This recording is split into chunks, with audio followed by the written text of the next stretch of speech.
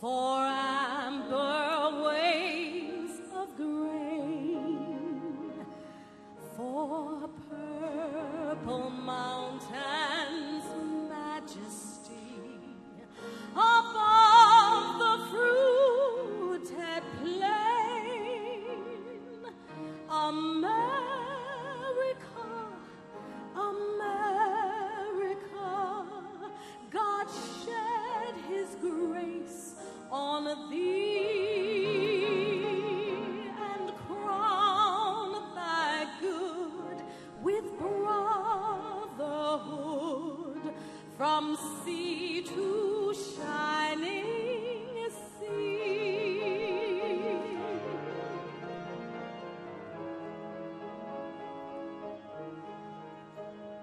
Oh, beautiful for pilgrims' feet who stern impassioned stress, a thoroughfare for freedom beat across the wilderness. America, America, God mend thine every flaw, confirm thy soul in self-control, thy liberty in love.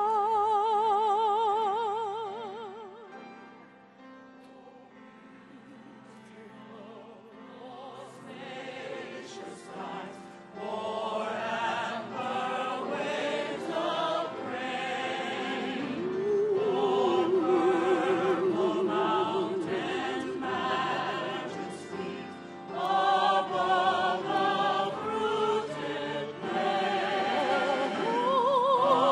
America, America, God shed his grace on thee, and crown thy good with brotherhood from sea to shining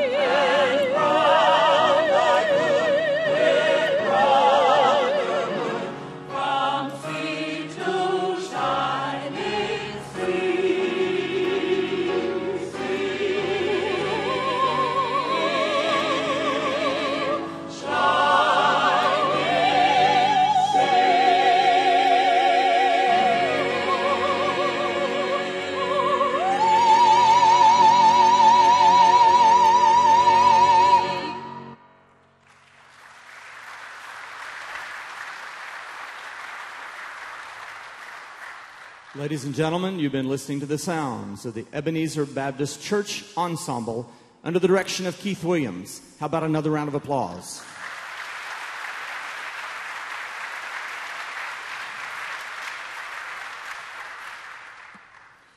Now, before we begin our program today, I would like to let you know that there will be a book signing immediately following today's program. Professor Ogletree will be signing his new book, The Presumption of Guilt: The Arrest of Henry Louis Gates, Jr. and Race and Crime in America, immediately following the program in the foyer. Now, please welcome the president of the Atlanta Braves, Mr. John Schuerholz.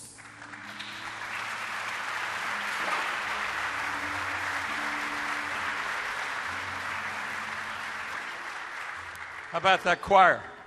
Wasn't that beautiful?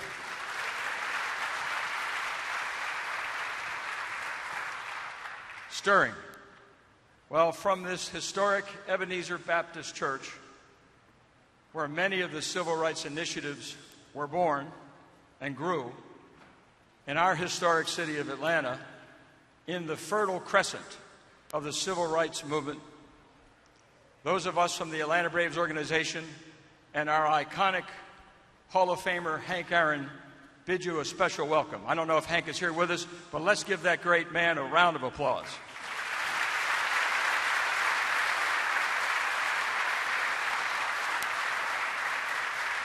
Thank you. Well deserved, Hank.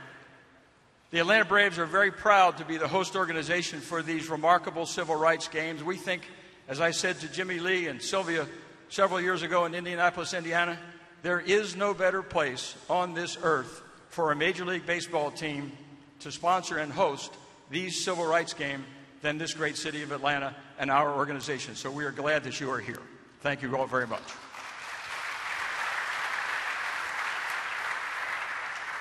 Some of you may know a gentleman named Buck O'Neil. For those of you who don't, Buck is the beloved Negro League famous manager. I'm fortunate in my life that he became a friend of mine in Kansas City. And he gave me some of the best hugs and best smiles I've ever had in my life. And every time I think of him, when I see his picture on my desk, I think of what he meant to me. But more than that, Buck meant a lot to all of us. He had several very meaningful philosophies of life. I'm going to share one of them with you right now that I think is most appropriate. He would say this: go forth from this day with a renewed purpose and celebrate that which we hold in common, not that which separates us. That was Buck O'Neil. That was Buck O'Neil in heart, that was Buck O'Neil in spirit, and that was Buck O'Neil, my dear friend. So as we celebrate these civil rights games today and know what they stand for and know how much it reflects back on the many initiatives and the trials and tribulations of the many folks who fought for their civil rights, we're honored to be here and glad to be a part of this today. It is my great privilege now to introduce our moderator. Not very often in a circumstance like this do people anticipate the premise of the questions or the asking of the questions as much as they might the answer to those questions. Well, with today's moderator, that is often the case. So it is my great privilege to introduce from the Harvard School of Law, Professor Ogletree. Professor, would you join me, please?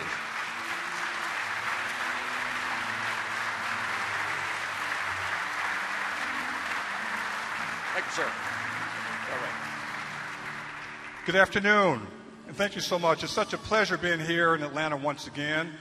And we have a phenomenal panel discussion that will be going on today. Let me give you a little bit of the ground rules. We have 6 panelists. They'll come up as I introduce them one by one. Each of you should have already received a card and a pen to write a question that you want to ask to a particular panelist or to all the panel members. So if you don't have one, we'll get one to you, and we'll be collecting those throughout the presentation. This will be a brisk dialogue about civil rights, where we are today, where we're going, where we've been, and we have leading experts to talk about that in a number of different fields. And you'll see people who have careers in every different facet of life, but they are a real asset here. First, sitting to my far left is the great vocalist, and who hasn't heard the song I Will Survive? And she has survived. Please welcome to the stage Miss Gloria Gaynor.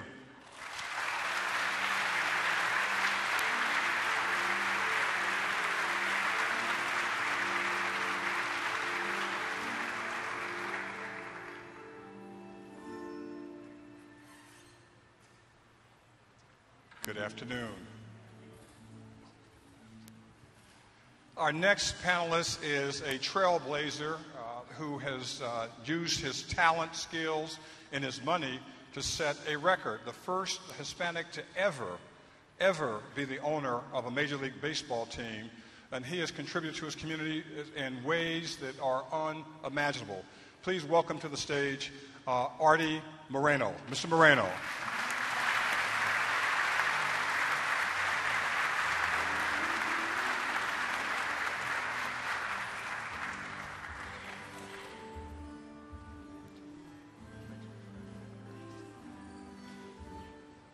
The next guest is a very special friend of mine, someone who I met many decades ago growing up in California, and really is a legend in the movement for social justice for workers throughout the world. She, along with Cesar Chavez, led the amazing movement to create equality and justice and respect for Mexican-American workers in California and around the world. She continues to do that very important work now, trying to lift up from the bottom those who have been deprived of opportunities. Please welcome my friend Dolores Huerta.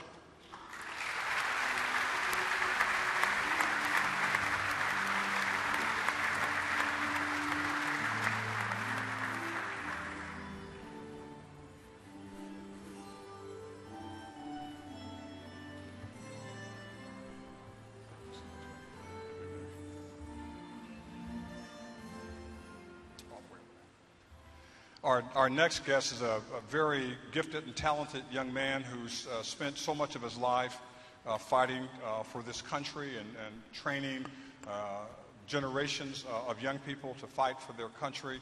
And he's been doing the same thing in terms of giving out awards here in Atlanta over the last couple of days. And he really is a phenomenal success in and of himself. Please welcome Brigadier General Brian T. Roberts.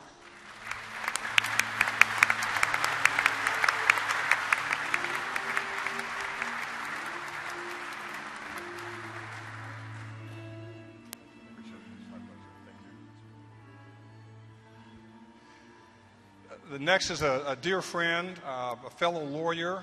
His father was the first mayor of the city of New Orleans as an African American, and he also served as mayor. He also is now the president of the National Urban League, and he has been on a blistering pace to try to make sure that jobs, education, and justice are there for our young people. One of the most effective and significant civil rights leaders of our time. Please welcome President Marc Morial.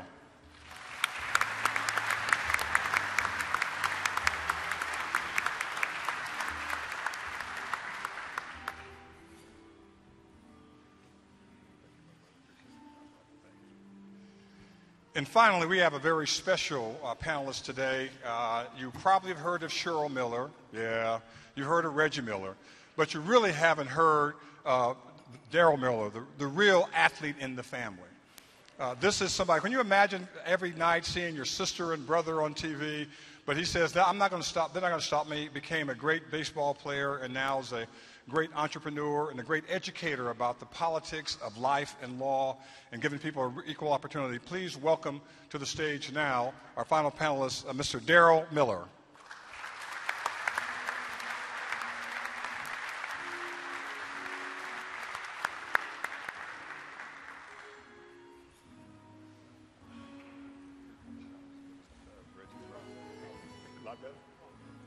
He just confirmed that his three-point shot is much better than Reggie's. All right. So we're going to have a conversation. Start writing your questions now. I have to tell you, just like the best written question, the best oral statement is 8 words, your written question should be short and succinct. You've got a bunch of time. Don't write a 20-page question. Dr. Phillips, get it down to the precise words and be very specific, and we'll make sure we get it asked. And let me start, if I can, with you, Mr. Moreno. The challenges that you face, it's one thing to be involved in sports. It's another thing to be an owner, and an owner in the 21st century. That's really unheard of, particularly for people of color. Can you tell us what are the things that you think made it possible for you to be where you are, and how did the Los Angeles Angels become the prize that you were able to accomplish this decade? I'll start with the old saying, it's better to be lucky than good. I think the reality was my family had a very good support system from my mom and dad. The schools, I went to all public schools. I told these gentlemen here that I was in the Army. Vietnam vet. I went to school on the GI Bill. So part of, I think you go through building blocks of your family and some of the people you meet along the way, support system, and I always look at it as the American dream. We were brought up, my family was very proud about the American heritage. We're Mexican American, but we were brought up to be Americans and be very patriotic. So Was race or ethnicity ever a barrier to your ability to succeed? Or was it always something that you were able to overcome, even if it was something that slowed you down?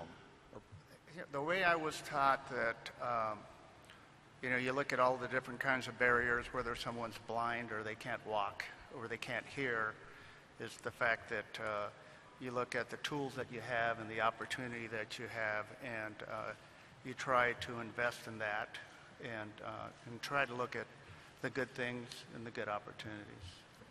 Thank you. Ms. Gaynor, let me ask you, your song has become our anthem, and I know you were only 3 years old when you sung that in 1978. But thinking about that, is there a message behind that? That is, being a woman of color, have you had to face barriers and challenges to become who you are today, a very world-renowned artist? Well, as a matter of fact, there were some people trying to put up roadblocks and stumbling blocks in my way, even with that song, because during the first promotions of that song, the record company at first didn't even want to hear the song. They had asked me to record another song, which was, as some know, the A side, and so therefore that song was on the B side, was never meant to be heard. But I believe then, and as looking back, I can believe even more strongly that God had a plan.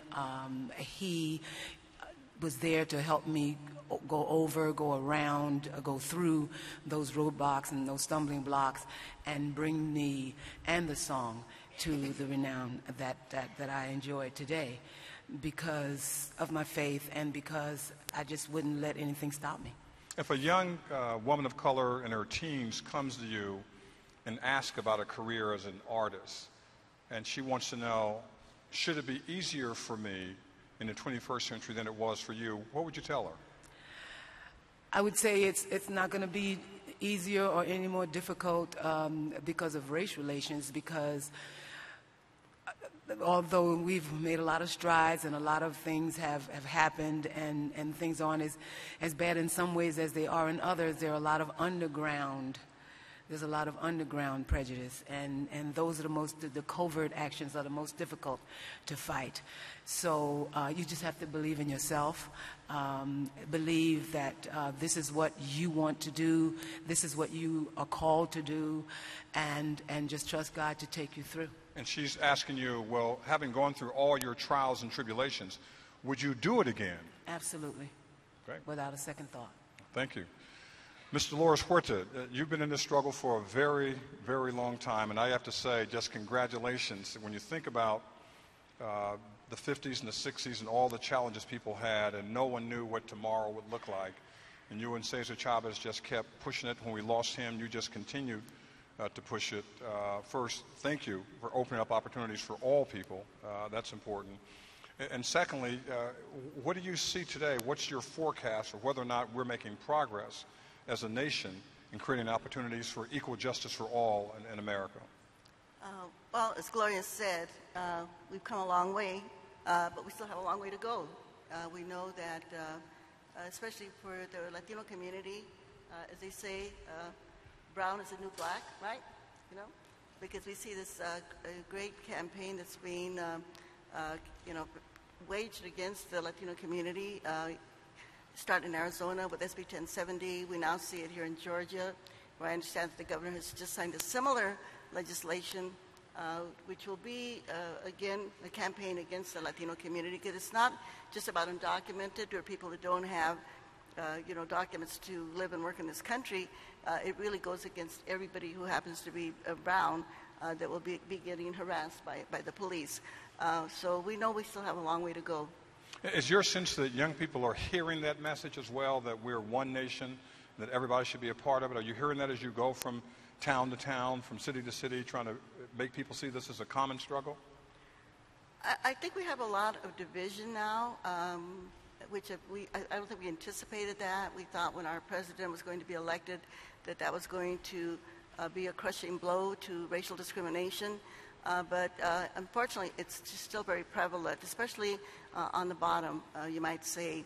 And when people take this political advantage, as they've done with the immigration issue, which makes it even more difficult for it to be resolved, So I think that, going after Latinos, after immigrants right now is a way that people can continue racial discrimination and do it in a, they might say, a safe political way, because they think of it in terms of people breaking the law, which is, of course, they're not criminal acts, actually, when people come here to work. And we really don't look at our own selves, our United States of America, to see the policies that create this people coming from Central America and Mexico, our free trade policies that put corn farmers out of work over there with our subsidized corn, with our big box stores that put the mom and pop stores out of the way, the shopkeepers, these big factories that take out the resources and take out the profits. And most Americans don't even know that that's a part of the problem, and that the only way we can solve immigration is to, correct our free trade policies that don't put people out of work here in this country and don't put people out of work in their countries of origin. Thank you. Brigadier General Roberts, let me ask you, one of the things that we've talked about, particularly in the civil rights movement, is that one of the leading institutions in promoting diversity has been the military. The work that President Truman did in the 1940s in the Second World War. Colin Powell said that, he may have been one of the top people in the military, but he wasn't the first qualified, and that he gave credit to many people before him. What's the message from the military's point of view? What's your sense about opportunities? Are we there yet? Are we getting there from your point of view? Well, thank you very much for the great question and for the opportunity to participate on the panel. I don't think we can ever rest on our laurels to say that we're there, to have we have arrived mentality. There are always challenges out there. Fortunately, the Army has always embraced change and been leaders in diversity. We represent a great country, and there's no better way to represent the country, especially in the 80 that we're deployed in right now, than to be diverse, to look like the country you're representing. Our young men and women who are in harm's way every day are representing this great country. And the way they look, the way they act, is what people think about America. It's very interesting. I'm thinking about the fact that we're here in the Ebenezer Baptist Church, where Reverend King was a preacher in the 50s. And I remember one of his last major speeches, actually was on April 4th, 1967, 1 year before he was assassinated on April 4th, 1968, Riverside Church in New York. And he was talking about his opposition to the war. But he said something then that struck me, that why should, he said, a Negro from Detroit and a white soldier from Detroit fight for our country when they can't live in the same neighborhood? This is 1967. Is there an answer now that we can give that things have changed from your point of view, both the progress in the military and the progress in our community in terms of opportunities for people of all races and genders to be leaders in the military and of course, leaders in our country? Why, certainly, first of all, we all live together now. So that's a tremendous change that I think, was part of Dr. Martin Luther King's dream. And the reason why, if you look around now, there are individuals here from all walks of life, all ethnicities, the genders are all represented. And so I think that, we have come a long way. Not only are we living side by side, but we're also serving side by side, and we're serving for a common cause. In the Army especially, we are pushing education and opportunity to our young men ages 17 to 24. It's very, very important because we're essentially in a crisis. Only 3 out of 10 of our young men and women ages 17 to 24 can come in the Army today because they're either plagued with an education deficiency, they're overweight or have a health problem, or they've been in trouble with the law and cannot get past that. So it's important that the Army partners with the community, pushes diversity, and helps get past that 3 out of 10 number that cannot serve to make sure that everyone has the opportunity to serve. I'm going to save you, Mark, for last. I want you to handle none of these issues. Let me go to Mr. Miller and ask you about that as a former professional athlete and also just working in communities. What do you see from your point of view as a former athlete in terms of the barriers and opportunities for diversity in the 21st century? Is it happening? Are you comfortable with the pace we're making? Are we going in the right direction? Well, we're definitely moving towards in a positive direction. I think our issues are lack of education, as the Brigadier General so eloquently communicated. And I think it's a lack of motivation. And also, I think a lot of our kids feel like there's no hope, which I'm really floored by, because we think that through all the time that we spend educating and giving opportunities to youth, and hoping that they would grasp those opportunities with both hands, some have just rejected those opportunities and elected to do other things. Therefore, we're left with a vacuum, if you will, a void with some of our youth that we serve that don't understand that the opportunities are there for them to grasp, and they don't understand that this is their world. And we're just making sure that the world is appropriate for them to live in, that when we hand it off to them, it's going to be appropriate. So I think our most appropriate skill that we're trying to develop from a mentorship perspective is to motivate young men and women to really want to achieve their goals. A lot of us were influenced in a positive manner to achieve their goals, most of it by our parents. And with the disintegration of our social fabric, especially in the cities, there's a significant challenge that we have to face in regards to making sure kids know that this world is their world and they have an opportunity to succeed in whatever they decide they want to do. Let me ask you, if a young man from a public school in urban Atlanta today comes to you and says, you know what, Mr. Miller, I've made up my mind, I'm going to be the next Hank Aaron in baseball, and I'm going to break the home run record. 14 years old, what's your conversation with that young man? Are you sure you're willing to do what it takes to do what Hank Aaron did? Number one, are you sure you're willing to commit to that timetable in regards to really putting forth the effort? People don't understand the amount of individual determination Hank Aaron and other Major League Baseball players have, and the tremendous amount of time that Ernie Banks spent honing his skills at a young age and also at an older age. And they were relentless in regards to their pursuit of perfection. And to be quite frank, it's very dysfunctional to play at that high level. There's very few people that can do that can be Michael Jordan and Hank Aaron. So I'm about diversity. Hey, well, let's make sure we get our education. Let's make sure we focus on the big picture. And we'll focus on being Hank Aaron as well. But let's make sure, and no one wants to hear, let's cover all of our bases. But we have to really understand that there's 1 in a trillion Hank Aarons. I mean, they just don't, they're not on every street corner. And we have to make sure that everyone understands you have an opportunity to be behind the camera as much as you can be in front of the camera. General Roberts, you want to respond to that? No, I agree 100%. Along with motivation comes the necessity for opportunity. And one of the things that the Army does have is the opportunity for young men and women to serve. Believe it or not, last year we put onto active duty 74,577 kids. That's a lot of kids who, in this day and age, after being at war for 10 years, they've decided that they want to serve their country. And they are representative of America. All races, all creeds, all religions, all colors, all backgrounds. And so that's one of the things that we are partnering with the National Urban League, the 100 Black Men, United Negro College Fund, numerous others, to ensure that the message is out there that the Army has a tremendous number of opportunities. We always say we have 150 ways that you could serve your country, and that's as an enlisted soldier. There's also going off to college through ROTC, West Point, and other degree institutions to serve their country as an officer or enlisted. So we motivate, we provide opportunities, we mentor, coach, and teach, and contribute to society. So you're saying you're hiring and you're open for business? We're hiring and we're open for business. All right, well, That's we'll right. pass that word on. Absolutely. And we look like America. All right. Mark, let me raise this question. Thanks for your remarkable service of these many, many decades.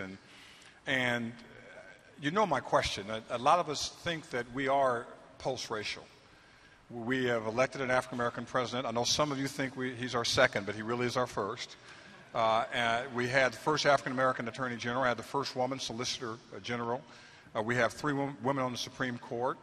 and it's time to relax, some would say. We've done it. We've achieved it.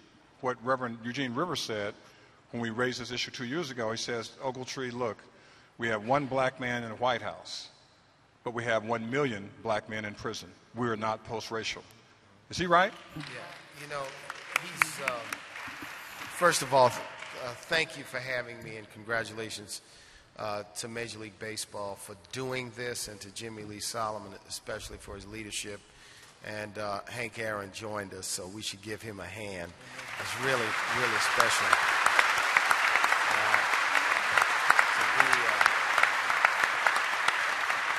I will say now, so it's no surprise, Hank and Billy Aaron will be called on as they are every year. So once you're up front, you know you can't hide. Yeah. So I'm coming back to you. In the first pew. This is, I think the whole frame is wrong to think about post-racial versus racial America. I like to think of it as that we're on a journey to a multiracial nation. Because I think the concept of multiracialism, the idea that we can celebrate our ethnicity, we can celebrate our culture, but that out of all of this, we are one when it comes to values and opportunity and a vision for the nation. We've got to reframe the conversation. Does the election of an African-American president, etc., mean a lot for this nation? Is it a giant leap forward?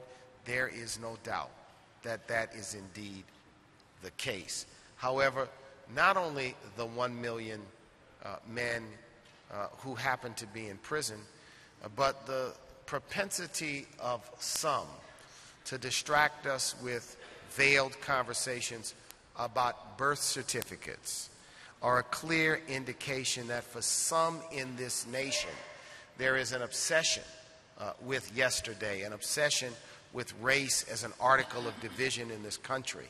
And I think what we have to do is we have to affirm blacks and whites and Latinos and Asians and people of all backgrounds.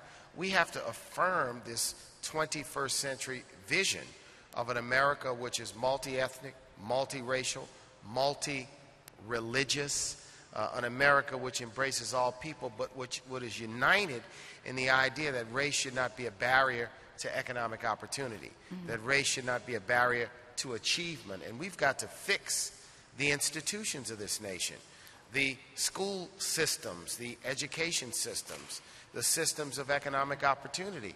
Are they better off than when Dr. King stood in the pulpit across the street in historic Ebenezer Baptist Church, now the Spirit in this place? There is no doubt. Is it better than when Hank Aaron and that great generation traversed the playing fields of America? There is no doubt. But it's too early to celebrate victory. It's too early to affirm that we've arrived. It's important for our generation to carry the mission and carry the burden of carrying the torch, if you will, to another place where we can hand it off and say, when we hand it off, it is better. We are ahead farther than when we took it. Thank you very much. We're going to be taking your questions in a minute, so raise your card if you have it. We'll pick it up and they'll sort them out and give them to me. Let me go back to the broader question. There are some young people here in the audience as well, and that is this.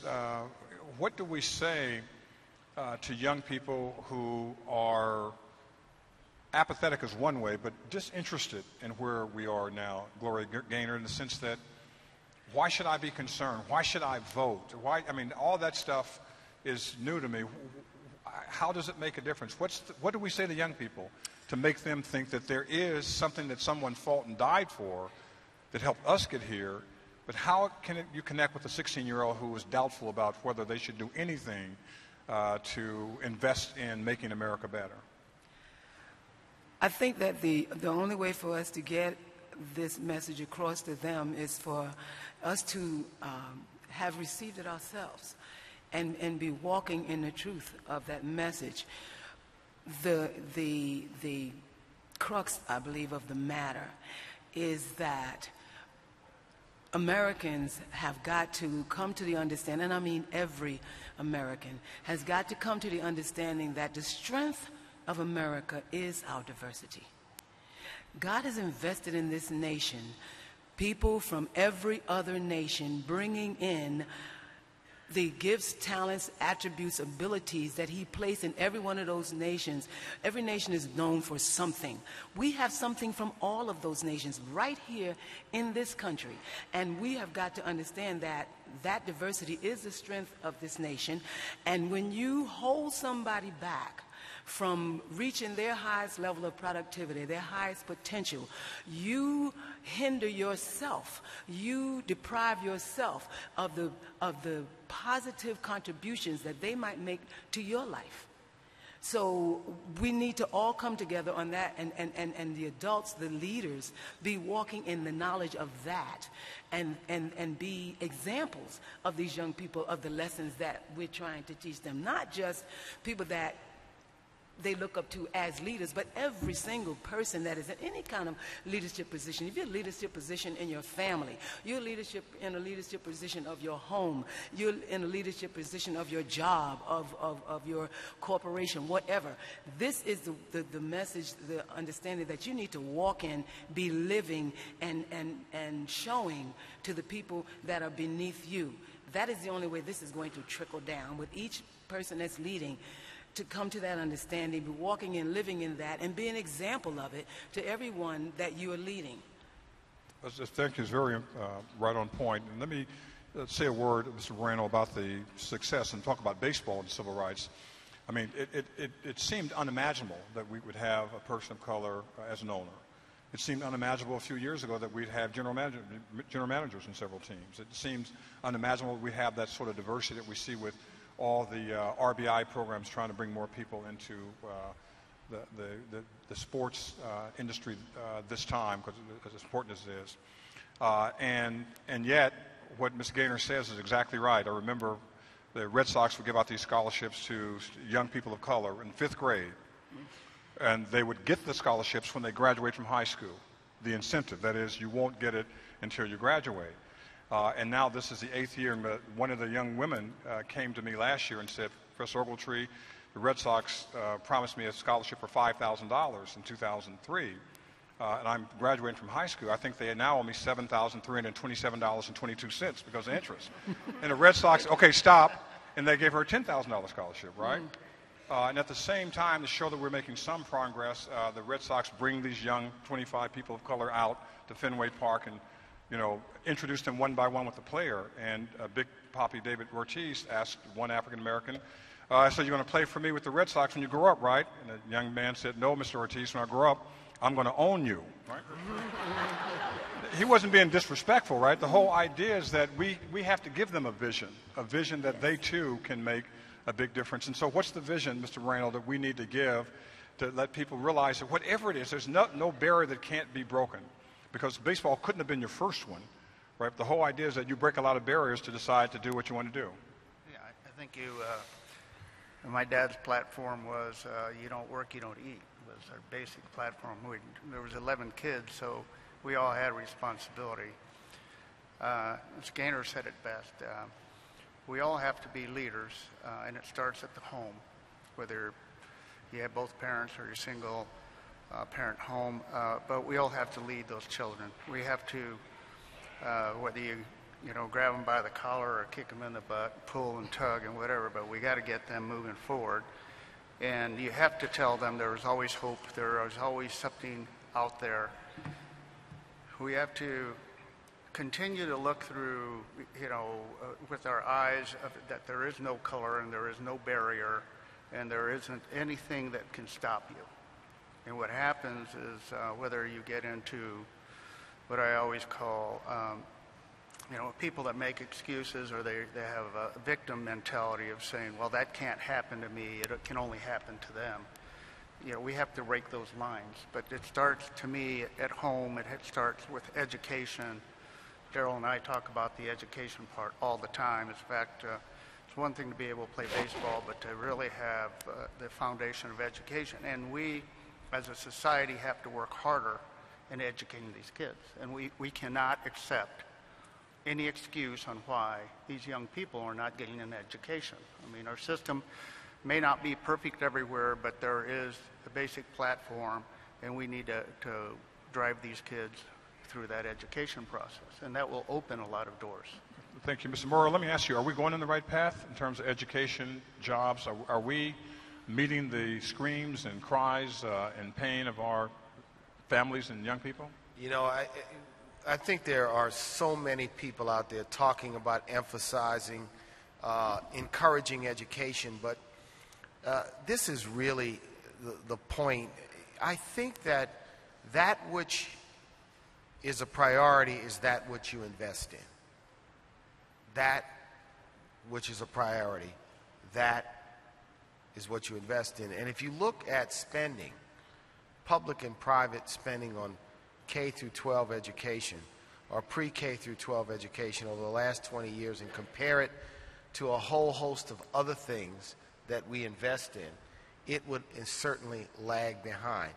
Money is not the easy answer to all problems, but when you've done what I do and you go into classrooms that don't have computers or have one for 30 kids, where kids are using 20-year-old textbooks, where there are no programs in the playground, in the after-school program, where the music program and the athletic programs have been cut back, I look up and I wonder if adults are paying sometimes lip service to the problem and not doing enough. And that we have to constantly examine, because there's a lot of important conversation about the emphasis of education, and there are many, many people doing good work. But when we think about it as a national frame, the truth of the matter is that in comparison to other nations, industrialized nations, the United States of America has slipped in the last 10, 15, 20 years. We've got to be indignant. We've got to view it as being unacceptable, and we've got to see it as the real weapon of mass destruction. That's the weapon of mass destruction, an inadequate education system which produces poverty and people in jail. So I balance it in that those of you that are doing important work, I affirm it. I say continue to do it. But I say as a nation, as a broad nation, I don't care what political spectrum or race we may be, we ought to say that the number one priority for the country is preparing today's children to be tomorrow's leaders, to be tomorrow's workers. And we should not rest until we have a 100% high school graduation rate, until we can put bulldozers in front of prisons and knock them down because we don't need them anymore. Ms. Huerta, do you think we're any closer to getting there, where we really are prioritizing our work to focus on children, focus on families? No, we're not. Actually, we're going backwards. And when we think of engaging young people, this is a new civil rights movement. Education is our new civil rights movement. And I say we get the young people involved. I mean, they were out there in the front in the lunch counters, you know, on the desegregation. And if we can get young people involved to get them out there on the streets in terms of doing voter registration, you know. There's a lot of young people, you know, they don't think that's important. But they don't realize that the people that are being elected are the ones that are putting our tax dollars into the prison system and taking that out of the educational system. And I think this is something that young people, once they understand that they've got power. I mean, when you talk about organizing, this is what you talk about. You talk about giving people power. Once that they understand that they have got the power to make those changes, they and their families, because in a democratic society, we're the ones that are putting those people in the decision-making positions, that are making the decisions. You know, during World War II, when we had the whole world at war, and Franklin Delano Roosevelt said at that time, when they said to him, we've got to take money from education and the libraries to pay for the war, he said, no, we will not take $1 from our educational system, we will not take $1 from our libraries, because this is the soul of the nation. And when it comes to our kids of color, and you know, they say Latino kids, 50% dropout because the parents don't speak English. Wait a minute, our African American parents speak English, right? You know, so we know that the quality of education, we've got to look at the whole picture. And I want to say charter schools are not the answer. Destroying our public education system is not the answer. We've got to look at it. We've got to make sure our kids can help and those parents can make those changes. And we're going to have to fight for it. It's not going to come easy because there are many people in power that would prefer not to have our kids educated. They would prefer that because the only way that they can keep those that are greedy, and the powerful, the only way that they can keep their power is if we have a citizenry in our country that is ignorant and doesn't know how the whole thing works, okay? Thank you very much. So, Darrell Miller, how do we achieve this? The young man who I hypothetically asked you about with Hank Aaron, he probably has no idea what Hank Aaron or Jackie Robinson or anyone else went through in their early careers, have no idea about Dory Miller and Pearl Harbor. Do we, in some sense, fail them by not giving them that sense of history, that sense of civil rights, that sense of accomplishments? Should we do more to make sure that they understand how they got here to have all the freedoms they have today, but they were at a cost that many of our ancestors paid for them to do that? And that's the same to General Roberts. Well, there's a lot of history that I think we're overlooking in the public school system. My daughter, we were just having a conversation earlier this week, and she said, Dad, I was telling her about the Holocaust. She said, Dad, they don't even talk about that anymore. I had never heard of that. And I thought, wow, that's interesting. And I think that from a historical perspective, we have to make sure that our kids are understanding how important the Negro Leagues were to the economy of baseball. I mean, that's the most important message that we need to teach, is the economy of baseball. Owning your own business and owning your own barbershop and restaurant and servicing, a certain, you're servicing a need in the community. And I think that was the key to the Negro Leagues baseball. And that was the key to baseball as a whole. And that's what breaking down that barrier led to, was an increased attendance in Major League Baseball. We have to talk about the economy and have our kids understand it's about, it's economic, but also it's about opportunity. One thing I can tell you for sure, and I've never asked Hank this, but I guarantee when Hank put on a uniform, his goal was not to break Babe Ruth's record when he first started out. I think his goal was to play baseball. And his goal was to do the best he could every single day. And his goal was to give it all he had every single day. And he looked up about 20 years later, and he was getting death threats, and things were happening. And all of a sudden, the next thing you know, he was right there where he needed to be. And that's the last thing I think we always want to never lose track of, is you want to be the very, very best you can be every single day at whatever you're doing. And that's how you get to be Hank Aaron. That's how you get to be an executive vice president. That's how you get through Harvard Law. And that's how you get through Harvard Business. And that's how you get through college, is you put one foot forward one day at a time and you grind it out. A lot of us, our kids that we serve, they think you graduate from college and you should be a vice president the next day at your interview. And so we have to make sure everyone understands it's about hard work, determination, it's about core values, it's about understanding that you show up every single day, and educating them on the economy of the United States and where it all started. Let me ask you too, General, is there any sense that people who pursue military careers get that sense of history, that we weren't always open to women, we weren't always open to people of color, but we've changed that? Is that part of the process of being a good military person in America today?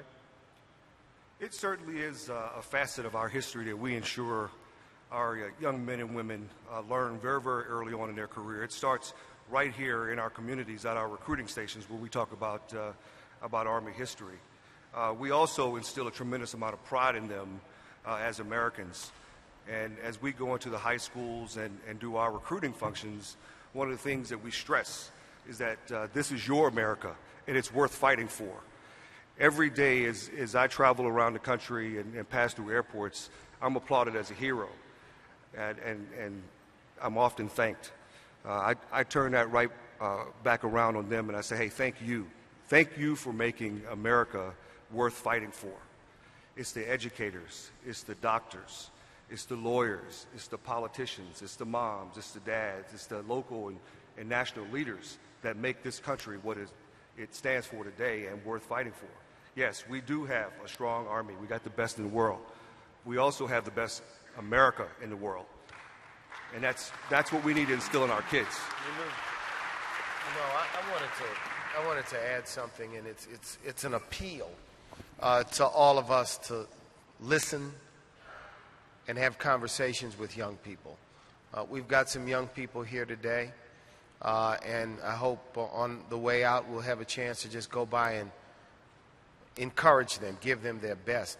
We sometimes, as adults, when it comes to young people, we spend a lot of time talking about them. We spend a lot of time talking to each other about them, and not enough time talking to them and listening to them. When you're young, you have fears, you have hopes, you have aspirations. You have a set of challenges that may be specific to this generation that weren't a part of how we grew up. The reality that they live, it's a two-way street to overcome the generation divide. It is not simply about, there's a reason why certain managers in baseball may do better because they can relate to players better. And they may not be better technically, they may not be better, but they may be better in dealing with and in confronting some of the challenges that young men in baseball face, or young men and young women face in life. So I encourage us to make a special effort to listen to our young people, to listen to what they have to say, those in your family, those in your extended family, or if your professional work puts you in touch with people who are younger, or you have to work with people who are younger. Sometimes, when you're young, if you remember, sometimes it was annoying and aggravating to have people always seemingly talking at you, barking at you, giving you instructions. You absorbed it, but sometimes the feeling was, can I be heard? Would someone listen to me because I've got some challenges? So it's just an appeal that all of us, because this audience is made up of people in leadership roles, not just in sports, but in business, in public affairs, and in life. And that responsibility to work with, mentor, talk to, listen to young people is one of those valuable intangibles that goes a long way to motivating young people to achieve success. Thank you very much. I'm going to ask a few of the questions that have been presented by some people in the audience, and anyone can respond unless there's a specific name. Here's the first question. How can you, any of you, turn the media to focus more on positive rather than negative images for our youth? What can we do in making media focus more on positive rather than negative images for our youth? Anybody want to respond? Well, especially I think when it comes to people of color, that you always see the Latinos running across the border, right? And, we see negative images, especially of our young people. I think putting pressure on the media is important, and putting pressure on the sponsors. As you may know, Glenn Beck is going to be gone soon. Some of the other very negative people, like Lou Dobbs, was also taken off the air with a very concerted campaign that came from the Latino community because of his constant attacks. So I think we have to step up to them, and we have to tell them that what they're doing is wrong, especially for our young people. When they see negative images of people that look like them, it's very, very damaging to the psyche. Oftentimes, and I can say that for myself, it takes a long time to overcome that. And so we have to go after the sponsors and contact the media directly. Any other comments about the media? Yeah, I'm always amazed that, after everyone's watched the news, and it seemed like it's a tradition at the end of every news broadcast to have a pet story or a heartwarming animal story about, a dog or cat was rescued from somewhere or something like that. And it would seem like we'd be more productive if we had a heartwarming story about a human interest story about someone who overcame a difficulty or someone who helped somebody out. A random act of kindness. And it could be multicultural. It's irrelevant what color. It's about how are we better people? How are we making an impact? How can we influence people in a positive way to contribute to society? And to me, that's I think a better way to use our media at the end of the broadcast. Let's talk about how we're helping each other. So, here's the truth. If it bleeds, it leads. And if we are obsessed with sex and scandal, we're obsessed as people with scandal. My own, confession is I sleep with the press every single night because my wife is a journalist. But, having been in the public eye and most of my life, an elected official, state legislator, mayor of New Orleans, now at the National Urban League, I've been asking myself that question for a long, long time. So if any of you all have a good answer, I'm all ears. How to focus on more positive than on negative. We love controversy as an audience. We will gravitate to it, but there's a tipping point. And that tipping point is, for me, when I travel around the nation and I turn on local news in any major American city, and invariably, 80% of the time, the leading story is a story about crime. The leading story is a story about crime. And, in the month of May, I asked myself, where are the stories about high school graduations? Where are the profiles of the valedictorians? There is good information and good news. So my encouragement is challenge the media to just be balanced. Sure.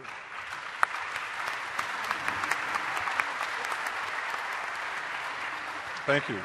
Yeah, I'm sorry, go ahead. Just a quick comment on that. The Army prides itself in telling its own story. And as it relates to kids, what we have sort of turned the corner on recently is the use of social media in order to tell our own story. Oftentimes you cannot control national media, let alone local. So what we have done is really emphasize the latest trends in connecting with our youth, one of which is Facebook. And so all of our non-commissioned officers in our recruiting stations have active Facebook accounts in that station, and they're connecting with the kids in the community in a positive way. And they're telling positive stories about the positive things that kids are doing, not just in the Army or enlisting in the Army, but also what they're doing in school, what they're doing in the community, what their families are doing, and that has really, really taken hold and been a positive measure for us. Thank you very much. Next question is, Jackie Robinson, Kurt Flood, Roberto Clemente are just three examples of players who significantly changed the business of baseball in terms of access to the financial side of America's pastime. What can we expect now in terms of changing the business of baseball, the financial sides, especially for African Americans and Hispanics? Any comments, Mr. Moreno? Do what you did, right? I don't know. We'll find out, I guess, later tonight, right?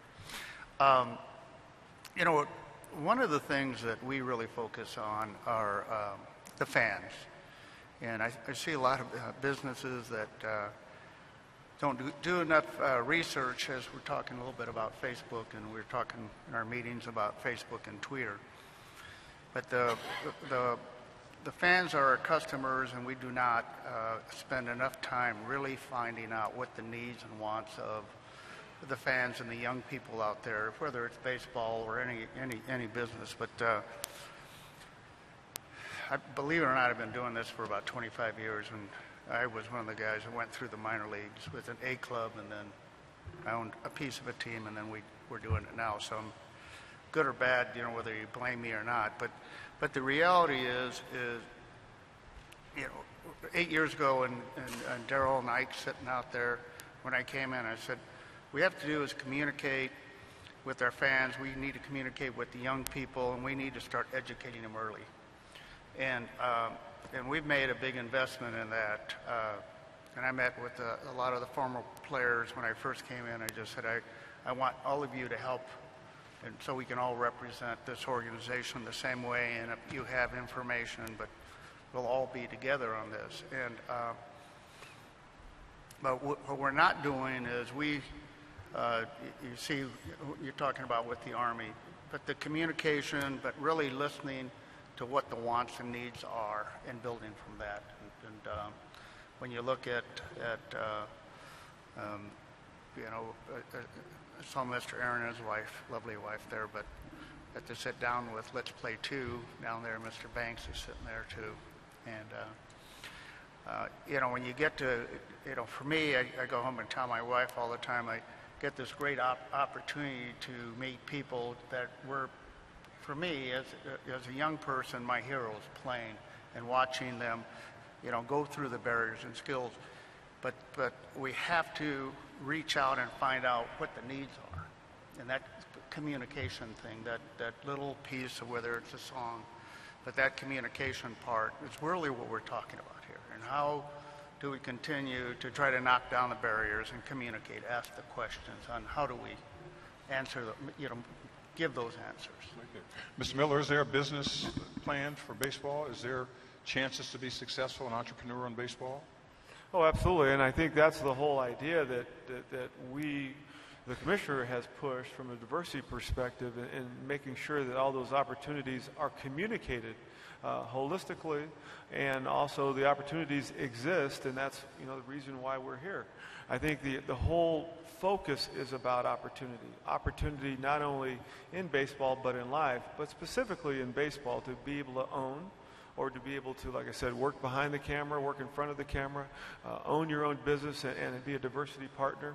And there's so many ideas that we're trying to communicate, and trying to make sure that we communicate clearly to the people that are there trying to crack the business barrier, if you will, to be able to trade with baseball, or be able to trade in baseball, to be able to have their product sold in baseball. And that's critical as we move forward in the 21st century, obviously, and beyond, because it's easier to do and break those barriers than it is really truly to play on the field in front of the camera. I mean, that's you have a better chance doing that than you're going to have playing this game, because it's hard to hit a round ball with a round bat and be able to catch it when it's coming at you pretty fast too, as these guys did so well. I didn't do so well, but those guys did very well.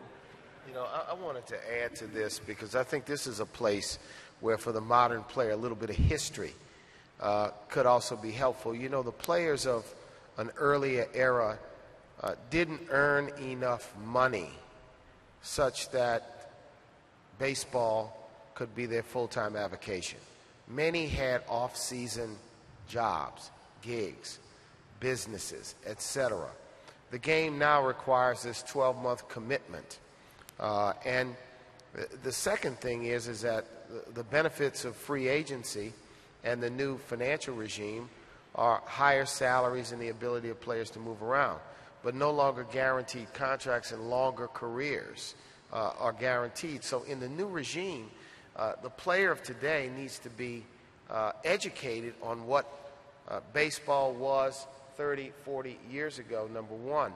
Number two, I think that baseball's emphasis on what happens to a player in the post-baseball career, if there's anything I would like to see, and it's not just for baseball players, but some modicum of financial education, some basic training in contracts and investments and retirements, and not a over-reliance and a detrimental reliance on agents and professionals and others. You've got to have that, and that's important, but you can't cede all the responsibility for your financial future to professionals who may work for you.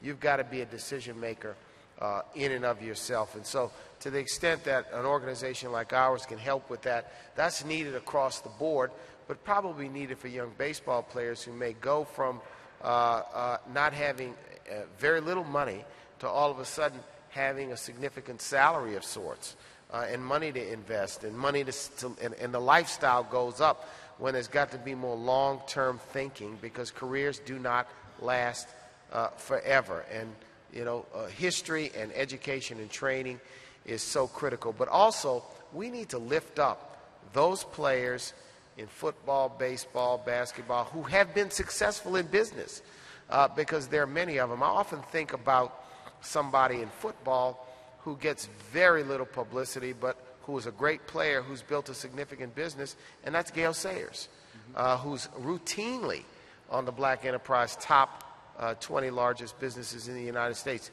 You don't hear about him because he's focusing on his business and living his own life, but we need to lift up the players. All too often, this ties into the press. The player who doesn't succeed, the player that runs afoul of the law, gets all of the press and all of the publicity, and those that succeed do not get enough attention. Thank you.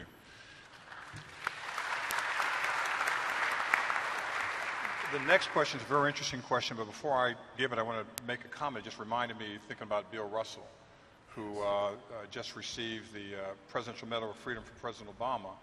The president made an offhand comment: when will Boston create a statue in honor of Bill Russell? 11 championships, first African-American manager. A lot of people didn't, and champion of USC when he was there here in California in college. And most young people born after 65 don't even know that, would never know. And so he has shamed Boston into now there will be a Bill Russell statue in front of the garden, right? Now, I'm going to get in trouble by saying he shamed Boston, but the point is that there are women and men who've done incredible work, and they don't know it. This generation doesn't know it. We have to make sure that those symbols are somewhere. Who was that? Well, she was the one who made it possible for me to finish college. He was the one who made it possible for me to get this job. That's the one I followed to become a brain surgeon. I mean, all these models and heroes that we need to somehow celebrate with our young people. This is a question for each and every one of you to give a brief answer, but it's a very interesting question. It is, I'll start with Gloria Gaynor. Who inspires you and why? Who inspires you and why? That is, all of our DNA tells us somebody did something to make us think that we could be successful. So the question is, who inspired you and why? Well, it was my mother in the beginning because she, I thought she was Superwoman. She was a single mother raising 7 children, and we felt that she did a wonderful job. And she instilled in us the idea that a number of things. One, that whatever you're going to do, you must do it to the best of your ability. And that she gave me one, what can I say, one thing that I live by, and that is to never consider yourself poor because you don't have what somebody else has, or because you don't have what somebody else thinks you ought to have.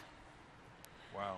And that enabled me to be content at whatever level I am while striving to do better.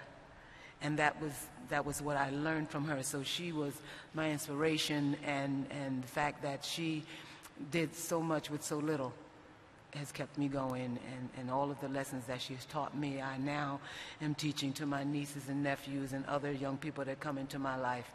And I think that's what we all have to do. Thank you very much. Art Moreno?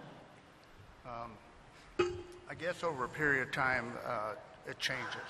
I think for me, when I was a young person, my parents and probably some uncles and aunts, and then I think as you move along, teachers, or when I was in the service, we got a lot of pretty good positive feedback. The discipline part was really good for me, and I've been with my wife 32 years almost now, and the support that you get from your wife or your spouse really, sort of keeps the flame burning and moving you forward. So, sort of how I think it's a bunch of people in my life. Ms. Huerta? Well, like Gloria, my mother, because the one thing that she taught us is that you always have to help people, and you shouldn't wait for them to ask for help. If there's a situation or someone needs your help, you have to get in there and help them, and don't expect any kind of reward or recompense or praise. That's what we're supposed to do as human beings. And I want to mention a great gentleman named Fred Ross Sr., who was the person who got myself and Cesar Chavez into organizing, that taught us how to do this community organizing, again, as I mentioned before, to show people that they have power, to show people that they can make changes, and for people to understand that unless they do it, nobody's going to do it for them. And then, of course, we have people like Dr. King and Gandhi. I want to put in there also, some of the great women that we've also known, Eleanor Roosevelt, Dorothy Day, etc. It's an interesting history point there. I remember campaigning for President Obama, and we sort of adopted the slogan, "Yes, we can." Mm-hmm. The first time I heard that was in California, "Si se puede." Yes, and I actually coined that phrase. And that's why I'm giving you credit. Passing things down from generation to generation. Si se puede. Amen. General Roberts? Thank you. Well, I tell you, I'm actually blessed with 2 great parents. first-generation college graduates who insisted that their 4 children also graduated from college and participated in as many extracurricular activities as our little heart desired, and they were very, very supportive of that. So I look back, and I had great role models in my parents, and they worked together to make sure that we were successful as a family. I also thank lots of great football coaches that inspired me every day to give more than I ever thought possible. The power of a positive attitude, teamwork, hard work and discipline, integrity, doing the harder right over the easier wrong, and being responsible for my actions. That's what makes a winner. And as I joined the Army, lots of great leaders in the Army. But what inspires me about the best of those great leaders is that they take care of soldiers, they take care of families, and they accomplish the mission while treating people with dignity and respect. Thank you. President Muriel? Yeah, my 2 parents were very important to me in setting high expectations and being very insistent. And they were history makers and pioneers in their own right and in their own way, frontline soldiers in the civil rights work of the 1960s and the 1950s, 60s, and 70s. Played a very important role when I look back on everything I've been able to accomplish. And then there was a playground coach by the name of Coach Mack. Coach Mack, I grew up directly across the street from the city playground and played organized sports there from the time I was 9 years old, football, baseball, basketball. Coach Mack was a letter carrier by day and coached at the playground in the afternoon, and the man could coach 3 teams. He could have 3 practices going on at one time. And he had very little help. And my best story for him is I was 9 years old. He put me in the game. I said, Coach, I don't know what to do. He said, son, just hit the man in front of you. That's all you got to do. And everything will be just fine. So, and then finally, for me, Muhammad Ali. Because I liked his defiance. I liked his ability to be seemingly defeated and then come back. And I respect the way he's become just an international icon. So those are role models for me. Thank you. Mr. Miller. Well, obviously, my parents, it's hard to raise 4 collegiate All-Americans and the parents not do something right, with Cheryl and Reggie and myself and Tammy in 3 different sports. And so we were really inspired. We were really inspired to reach for the stars. But, I had and still have a horrible speech impediment. And I stuttered. I couldn't answer questions in class. I was really struggling. I had a 4.0 grade point average, and I had to give the speech, as a 9th grader for our graduating class, and I was petrified. So there's a young lady, my English teacher named Mrs. Kales, who wrote my speech and practiced with me for basically 1 month straight so I could deliver the speech. And, if you can't talk, you can't communicate in this world, you're going to have a hard time. And she gave me the courage to speak in front of 500 people that day and execute a speech flawlessly. And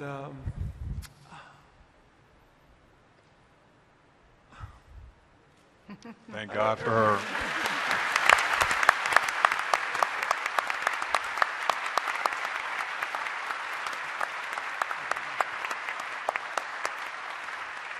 I think that's so much the poignant point.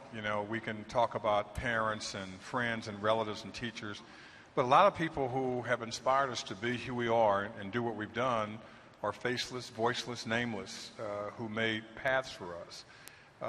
And there is no statue, there is no dictionary, there is no monument, but there are so many special people in our lives, and I think all of us are saying that we want to be special people in the lives of others. I think that's what you hear out of all these comments, that what someone gave me, I'm right now in everything I'm doing trying to give that back to the next generation. And that, to me, is a sign of real leadership.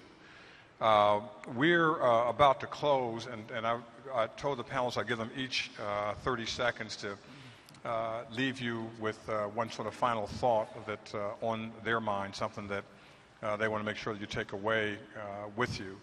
And I'll start with Daryl and go all the way around and end up with Ms. Gaynor. The one point that you hope the audience will grasp on and take with them in terms of the future of civil rights and what we should be focusing on. Well, the most important thing that I think we all need to understand is we all have the ability to influence. We have the ability to influence someone in a positive manner. And the choice is, how are you going to influence them? And how are you going to make a difference in the people that you have that direct influence over? And I think that's the most important thing. I think we all have to take responsibility for what we say, what we do, all our actions are, because people are watching us. People need to see something positive happen from you and from me. And I think that's, for me, the most important way to live your life is how, and ask the question, how am I going to influence in a positive way every single day that I have a chance to live and walk this earth? Thank you. Mark? Yeah, I just want to take my 30 seconds. I want to thank Major League Baseball. Certainly thank you again, Jimmy Lee, and everyone for being a part of this discussion, but do think it would be not fully responsible on my part if I didn't raise that ahead of us. We have this important need and effort to resist these anti-immigrant laws that are being passed in states like Georgia and Arizona. It is, and I think we're going to be challenged to demonstrate a degree of courage. You know, the organization that I lead will look at what has happened in Georgia in the same way we looked at what happened in Arizona. We have to, as a nation at this time, unite around the hopes that we share versus the fears. It is anti-American to target people because of their Islamic faith or to be distrustful of people. And we may not remember that there was a time a century ago when deep discrimination was practiced against Catholics. It wasn't until John Kennedy was elected that there was, and he stands as the only Catholic president of the United States. So this is a continuum, and I just think that Major League Baseball, beginning with Jackie Robinson and Branch Rickey, demonstrated a degree of leadership. Branch Rickey showed leadership in the face of criticism and in the face of great odds. And along that continuum, there's been great strides from Jackie to Frank Robinson as the first manager, and on to now ownership by Latinos and African Americans holding ownership stakes and serving as managers to a point where we don't even celebrate each and every instance as a historic event. So we've got important work to do on the new barriers that confront us, and I don't think we should leave a discussion about civil rights without me saying that we're called on to lead, and to lead in this regard means to resist what is happening in states like Georgia and Arizona, which could ripple throughout the country. It only serves to send the very wrong message about the kind of America we want to build. Thank you very much.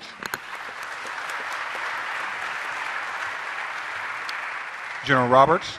Thank you very much. First of all, I would like to personally and on behalf of the Army thank you all for all the support that you give to our soldiers and families, both here at home as well as at deployed locations around the world. Thank you very much.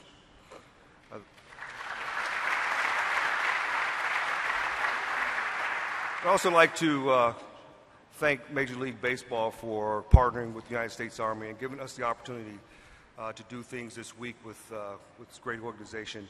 Our history is intertwined.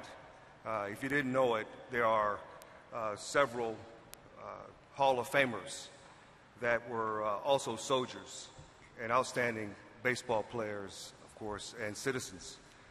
Jackie Robinson, Joe DiMaggio, Ernie Banks, Willie Mays, Whitey Ford, Joe Morgan, to name a few, members of the Negro Baseball League and also enshrined in the Major League Baseball Hall of Fame.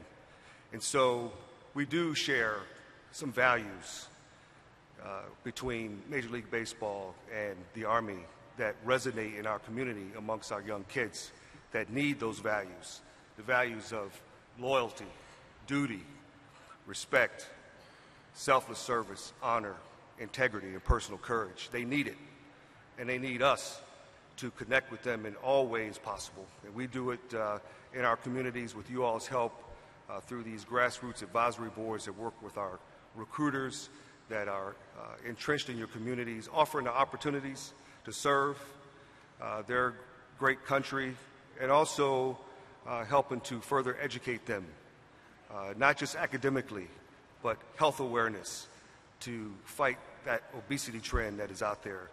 And last but not least, to help keep them out of trouble, strengthen their moral fiber so that they can not just join the Army, but also be contributors to this great nation. Thank you very much. Thank you very much.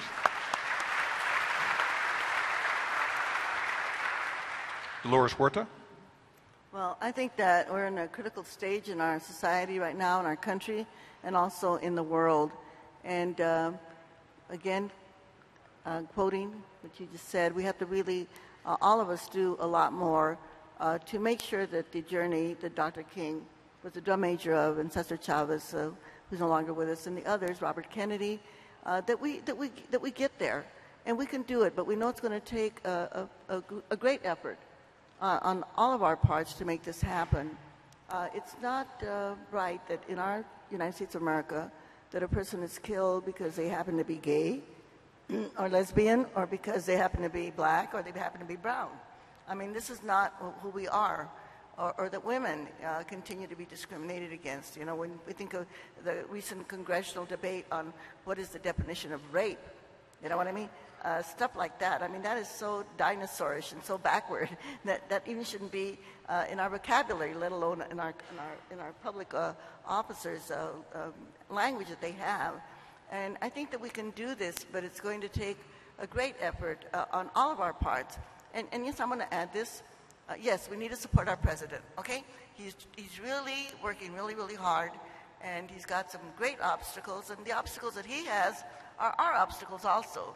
But I think we can do this, but we've really got to put a huge effort, put our time, put our money. Yeah, let's support our youth, and let's support our nonprofit organizations. Si se puede. Thank you.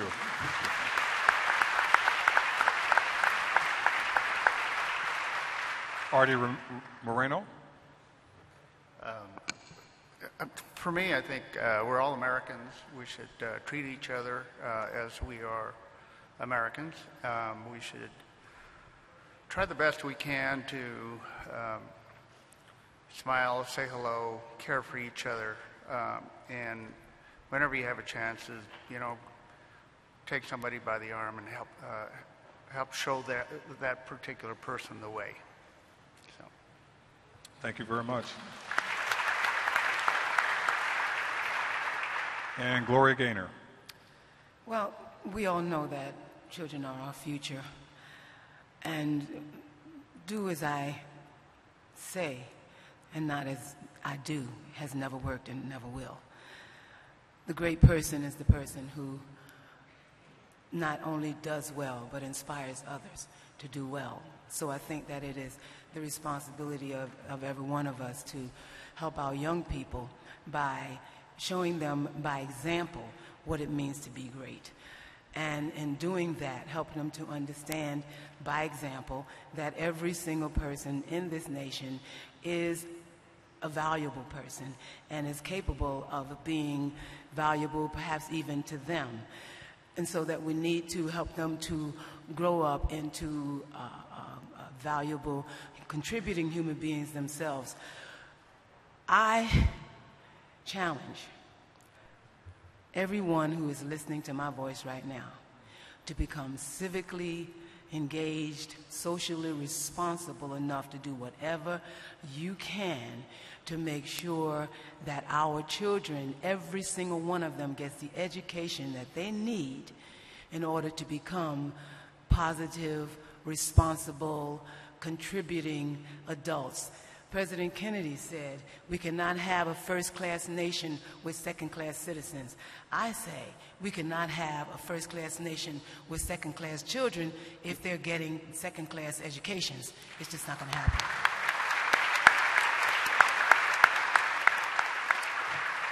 So we need to show our children by example how to get a better, how to be great, how to be inspirational, by doing what we can to make sure they are equipped to become those responsible, contributing, valuable citizens in America.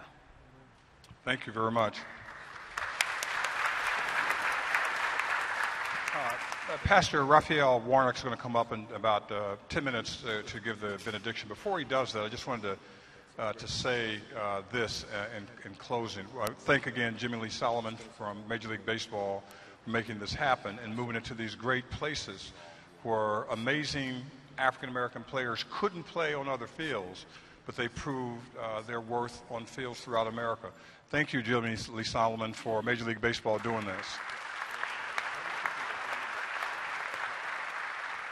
And there are more people here than I recognize because I don't see as well as I did 50 years ago. But I did want to say this in ending before we have the benediction. I'm very happy to have gone to Stanford University. Some of my classmates are here and graduated with honors. Happy to go into Harvard Law School and being a tenured professor there. Classmates are here. But I have parents, a mother from Little Rock, Arkansas, who's passed away, a father from Birmingham, Alabama, who's passed away, grandparents, one generation away from slavery. And yet, look what they were able to produce with their children. And so we can't give up on one single person. And I say that because I didn't go to Stanford or go to Harvard or teach at Harvard because of I'm all that. It's because other people who don't even know it made incredible differences for all of us and laid down and took the bullet, took the whip, took the bullhorn, took the dogs, took all of that viciousness generations before we succeeded. And we can't forget that. And some of them are here, and I just wanted to ask them if they will come forward, if they would. I believe we have Ruby Lucas here, the wife of Bill Lucas, the first black Major League general manager.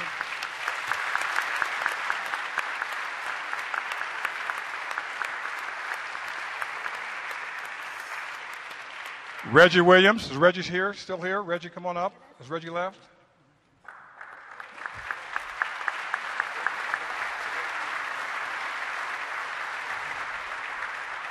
Vera Clemente, the widow of the great Roberto Clemente.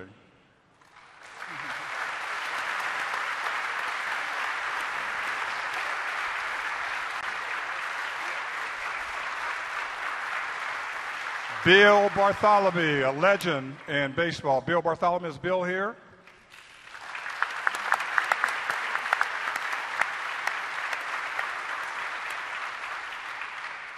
The home run hitter, the fast man from Chicago, Ernie Banks. Will Ernie Banks join us?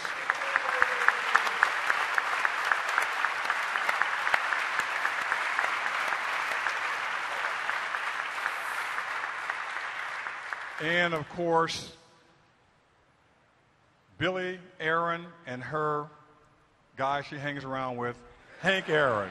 Hank Aaron and Billy Aaron. This is why we are who we are today.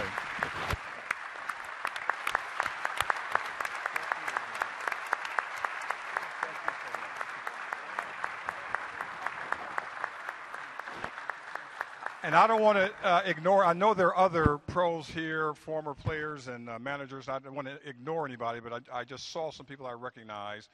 And we don't give them enough applause for what they've done. And I know that my panel shares with me the fact that we are where we are, wherever we are, because somebody else took the first bullet. Thank you all for what you've done. And thank our wonderful panel for a wonderful presentation today. Thank you all for a great job.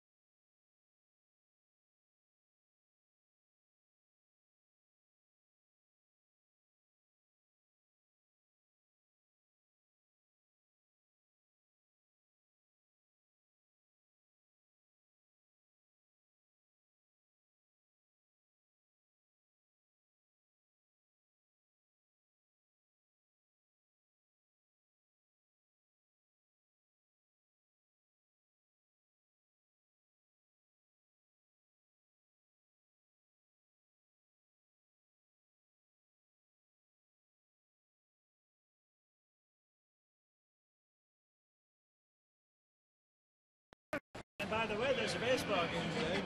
Yeah, no kidding. Right. Right.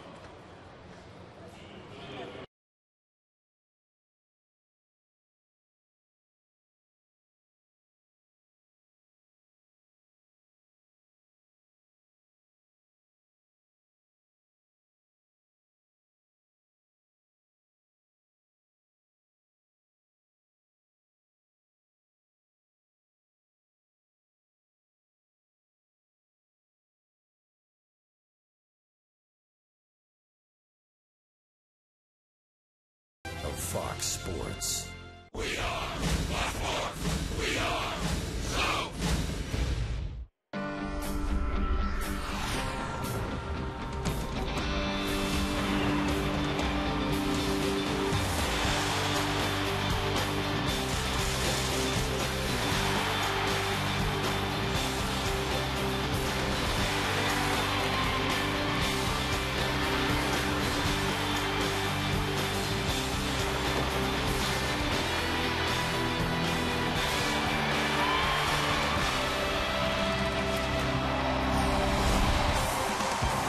Another beautiful baseball Sunday at Turner Field in Atlanta, where a big crowd is filing in for the rubber match of our three-game series between the Braves and the Philadelphia Phillies.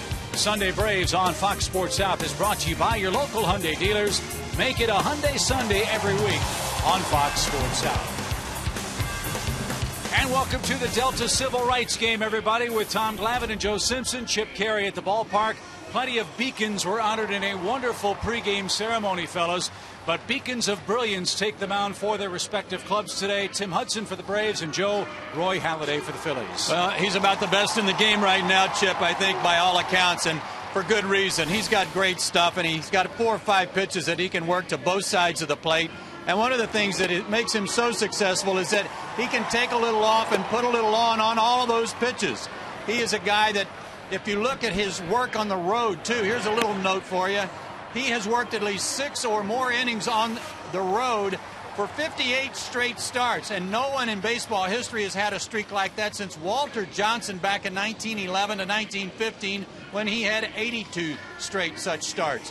Home or road, it doesn't matter for Roy Halladay. And no, Walter Johnson was not Tom Glavine's teammate, and today's Braves starter is Timmy Hudson. And in the month of May, he's matched Roy Halladay pitch for pitch. Yeah, I don't have any Walter Johnson type analogies to throw Huddy's way, but I'll tell you this: Huddy's been really good. He's been good ever since he's been a Brave. He's been good this year. Coming off a little bit of a weird start, his last one against Washington, but the one before that, as close to perfection as you're going to find. And look, this guy goes out, he battles, he gives you everything he has every time out. The guys love playing behind him because he works fast. They know they're going to get plays.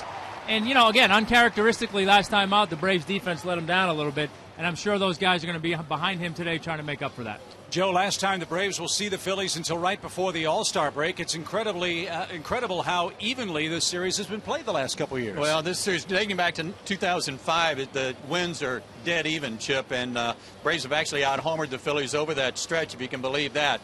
But they're evenly matched teams. They play great ball against each other. They are very much rivals. They like beating each other, so hopefully for the Braves, they're going to step up, and we're hearing right now that Chipper's been scratched in the lineup. That's not good news, but let's hope that the Braves prevail today and take this series. And speaking of scratches, Tommy, Shane Victorino's out for the Phillies. He hurt his hamstring yesterday. How will that affect the way Tim Hudson attacks? Well, I think it'll have an effect on how he goes about their lineup. There's no question about it. Look, like I said, we just heard Chipper's out of the lineup. That's bad news.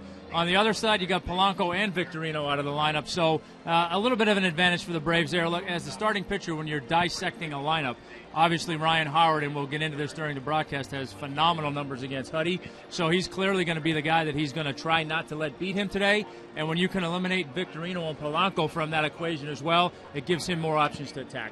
We wrap up a great baseball and social weekend here in Atlanta. The Delta Civil Rights Game is coming up. The Braves, Tim Hudson faces the Phillies, Roy Halladay, and we'll have the starting lineups in a moment.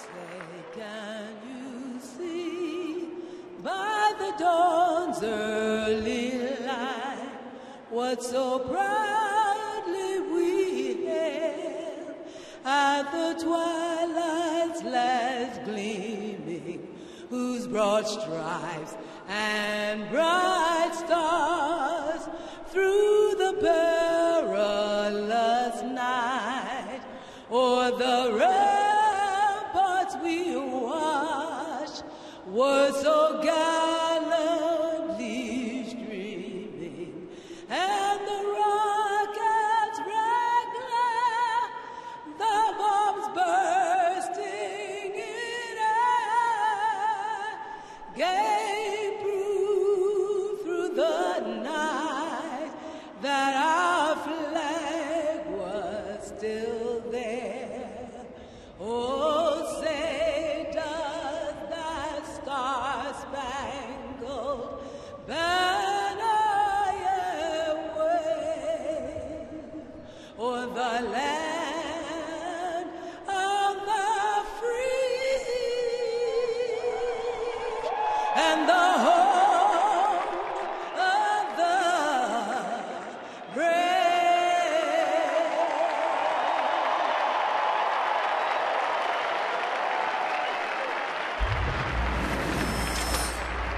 Throughout this weekend, we have celebrated people who have marched, fought, and given their hearts and souls so that everyone may live a better life. For today's ceremonial first pitch, please welcome two people who together have spent more than a century fighting for the cause of freedom and equality. Former U.S. Ambassador to the United Nations and Atlanta's former Mayor, Andrew Young, and co-founder of the Southern Christian Leadership Conference, Reverend Joseph Lowry.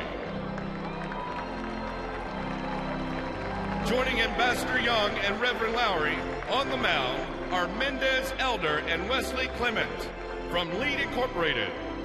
Mendez and Wesley, Ambassador Young and Reverend Lowry walked hand in hand with Dr. King.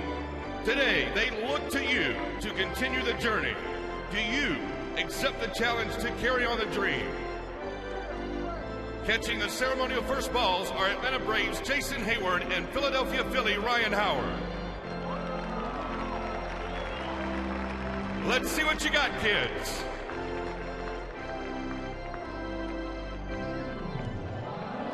Turner Field, let's give Mendez and Wesley a big hand.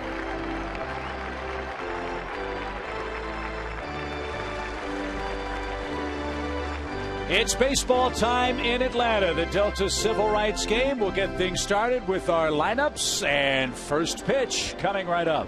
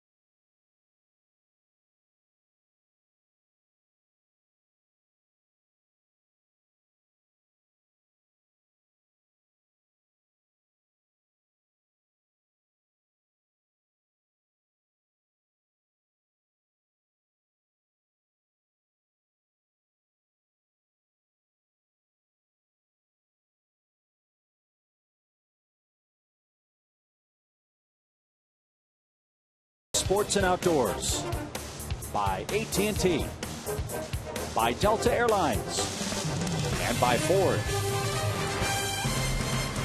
An honor and a privilege to be with you for the Delta Civil Rights game from Turner Field this afternoon. Hope you enjoyed the wonderful pregame ceremony on the field just concluded a few moments ago. A great job to Fred Hickman, Brian Jordan, and the crew for their coverage. And now the entree is a very important Eastern Division battle between the Braves and Phillies, and partners wearing the throwback uniforms from the 1974 season. And I'm loving both sides. They are beautiful. The Phillies in those powder blue unis and line up this way for that man, Roy Halladay. Phillies 2 games now ahead of the Marlins in the National League East. And as we touched on a moment ago, Shane Victorino is out of the lineup. Michael Martinez makes his second start of the year in center field for Philadelphia. His first start came on April 3rd against the Houston Astros. Yeah, that'll be that'll be a good thing for Huddy today. I mean, Victorino's been a thorn in the side, and I was remiss in my opening comments saying that Polanco was out, but see, that was my pitching preparation brain was working right there, and I was remembering that Polanco was 1 for 9 against Huddy, so that was somebody that I was kind of thinking would be neutralized in the lineup, and I just unnecessarily thought he was out of the lineup. So he's in there. My bad. No trouble. We'll let you stay. I needed a mulligan on that one. Sorry. Well, the Phillies lineup's going to have a tough time today because you were right about what you said about Tim Hudson earlier, Tom, and that his last start was a bit of a fluke. Some poor defense, call it shoddy defense behind him. And then he admitted he made a couple of mistakes right after each of those errors where he gave up 3-run homers, and one of them was on a play or on a pitch that Brian McCann had actually called for a fastball, and he threw a changeup when Jason Worth took him deep. But great numbers on the year. 3.09 ERA, just 10 walks against 29 strikeouts. He's already made a start against the Phillies here at Turner Field back on April 8th and beat them 6-3. He pitched into the 8th inning, gave up only 2 earned runs, and didn't walk anybody. And to me, that's one of the keys for him about this ball game is not walking anyone. Some other keys, though. His Ford keys to pitching success for Tim Hudson, who's 35 years old, 6'1", 175, is keep the ball down. This ball club will be aggressive. They'll swing at some early counts. And Ryan Howard has been a nemesis for him. 6 home runs in his career off Tim Hudson. Got to pitch him right today, too. Yeah, that to me is an amazing stat. As you and I were sitting here before the game kind of going over notes, and I saw that. It's hard for me to imagine that anybody could hit six home runs off of Tim Hudson, knowing the sinker that he has and how well he keeps the ball down. So that to me is just a phenomenal stat, and it'll be an interesting, like we say, with Polanco not hitting him very well, with Victorino being out of the lineup, to see if he goes after Jason Howard at all. Well, if Tim gets ground balls, that means the men behind him have to catch it. That was the problem that befell Hudson in his last start. Eric Hinsky gets the start in right field, and Brian McCann back in harness behind the plate, working with Tim Hudson. Chipper Jones, a late scratch, as we mentioned. Right knee soreness knocked him out of the game, so Brooks Conrad makes his first defensive start for the Braves this year. Shane Victorino out for the Phillies. And Jimmy Rollins ready to go to start this afternoon's ball game.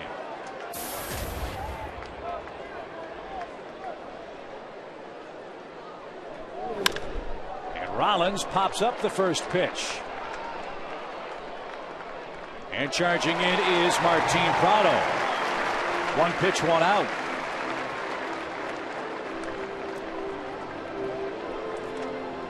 This is the second stop on a 3-city road trip for the Phillies. They've got to go on to St. Louis, play the Cardinals after this game is over, and they're in the midst. This is the 3rd game of a stretch where they're playing 20 straight games in 20 straight days, the longest stretch of them so far on the season. Here's Michael Martinez, and he takes a pitch low. I think it's safe to say, too, fellas, that the schedule is going to toughen up for this Philadelphia ball club. They had a pretty easy run of it the first month or so, but they are being tested. Marlins and Braves finishing up this series. Joe mentioned the Cardinals. Next, Colorado, Texas, and Cincinnati. Charlie Manuel's squad.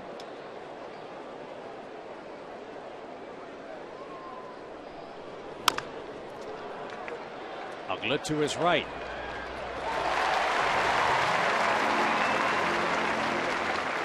That's what we hope to see a lot of from Tim Hudson today. A lot of choppers into the dirt. Here's the umpiring crew for the Sunday wrap-up. Paul Hemmel will have the balls and strikes. Gary Darling, David Rackley, Bruce Dreckman join him on the base paths today. Here's Polanco.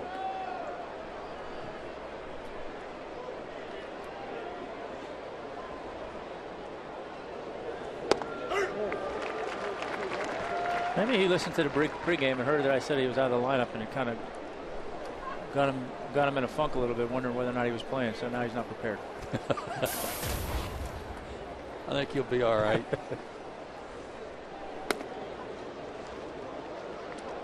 I'll tell you what, though, I am digging these unis. Yeah, they're nice. I like them. Did you guys get fired up for the throwback days when you wear the old style unis? It depended on the ones that we wore. These ones I think everybody liked. You got to remember I was wearing the throwback unis. Good point. Yeah, like some of the ones, like the ones they wore yesterday, they're good looking. But you know, then you got a guy, you got to wear the stirrups up, and in today's game with some of the shoes the guys are wearing, they don't look so good with the pants up and the stirrups. But these are nice.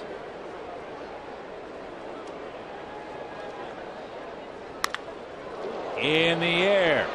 McLouth's going to get it. And Hudson has a very easy inning. He needed 8 pitches to get 3 outs. Runs should be at a premium today. And Roy Halladay goes to the mound next.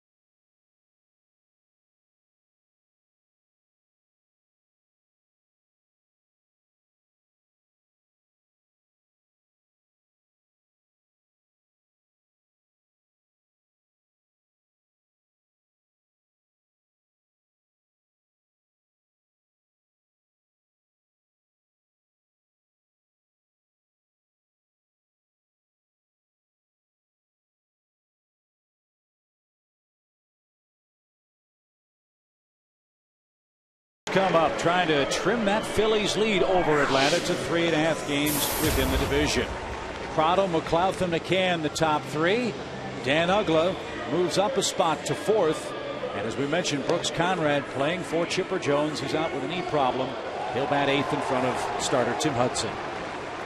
And on the mound, Roy Halladay, the Braves' first look at him this year. He's 34 years old, just turned 34 yesterday. 6'6", 230. 5-2 on the year, coming off a loss to Florida 2-1. He worked 8 innings, which was a complete game in the loss. Walked 2, struck out 9. His work against Atlanta, outstanding. 3-0 last year, 4-0 in his career. His 4 keys to success today: road innings. I talked about how he's pitched 6 or more innings in 58 straight road starts. He has an outstanding cutter, and I'm going to need your help on this one, Mr. Glavine. His cutter, I'm told by one of the Braves hitters, he can actually put a little on and take a little off of that, depending on how he wants it to break. Well, I'll tell you what, if he can do that, well, that's why he's doing what he's doing.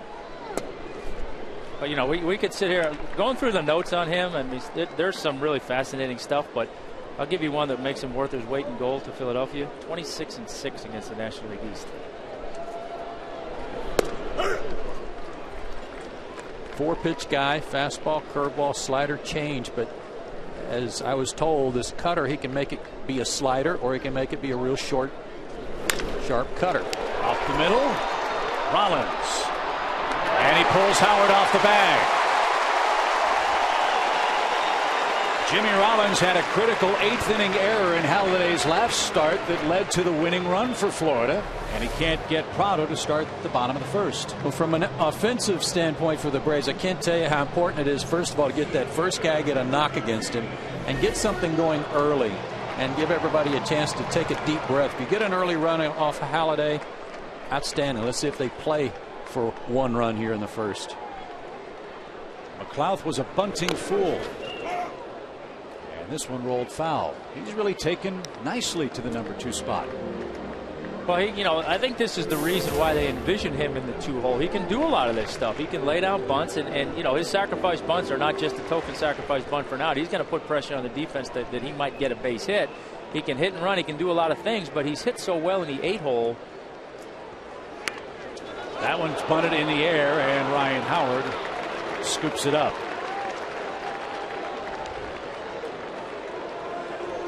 Right on cue, as soon as you talk the guy up or something, it goes back. Yeah, that hurt. That did hurt. But I agree, Joe. I think the way this game shapes up with both of these guys, what they're capable of doing. Again, you dissect the numbers, what they, both these guys. Huddy's got a 1.72 day ERA. Halliday's got an 0.88 day ERA. So you got to figure runs are going to be a premium. So you've got to manage that way until the game shows you it's going to be otherwise. But the next 3 Braves hitters have had reasonable success against Halladay. It starts with catcher Brian McCann. Brian's 12-game hitting streak ended yesterday. But head-to-head with Halladay, 6 hits and 13 at-bats. Yeah, you're right. I mean, you look at these next 3 guys, and even Hinsky's had some success against him in terms of driving runs in. It's surprising that he's got such good career numbers record-wise against the Braves.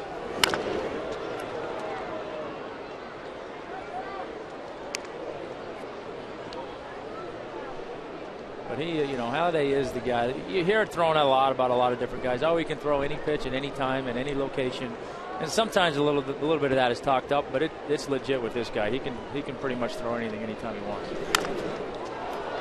Popped up. Blanco with the wind howling makes the play. Well, another reason. Chip, another reason to play for an early run. He's made 2 starts in his career here, and he's not given up a run. So he's enjoyed pitching in this ballpark. It is more spacious, certainly, than Citizens Bank Park, but he's always pitched well against the Braves. I said he's undefeated against them, and part of the reason he's pitched so well at Turner Field. Here's Dan Uggla. Uggla 7 for 19 with 2 homers against Halladay. Looking for his first hit in the series. Who would think that Roy Halladay would be the guy to get Dan out of a funk? But how about it? Let's see if that happens today.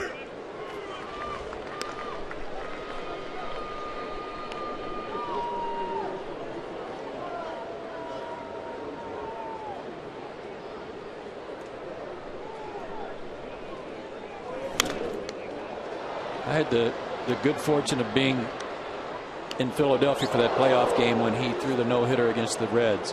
And there was a great quote from Johnny Gomes, the left fielder for the Reds that night, who after the game said Roy Halladay had 8 pitches tonight, 4 to the inside corner and 4 to the outside corner with precision. I thought that was a great description.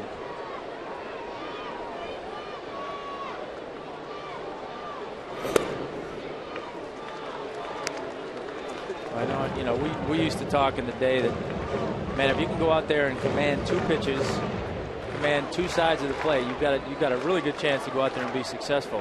If you can do that with 3 pitches, you've got a good chance to throw a shutout. Out it goes, and Uggla pops it into the seats foul. And when you're talking about this guy being able to do it with 4, that's when you're talking special stuff like no-hitters and perfect games and things of that nature. Well, that's why the hitter who shall remain nameless for now told me that he's got to get him early in the count, and he recommended to the Braves other hitters that you get after something early in the count if you get a good pitch to hit. And Uggla missed something off speed from Halladay, who will not throw a no-hitter on this day. But both he and Hudson fire scoreless firsts.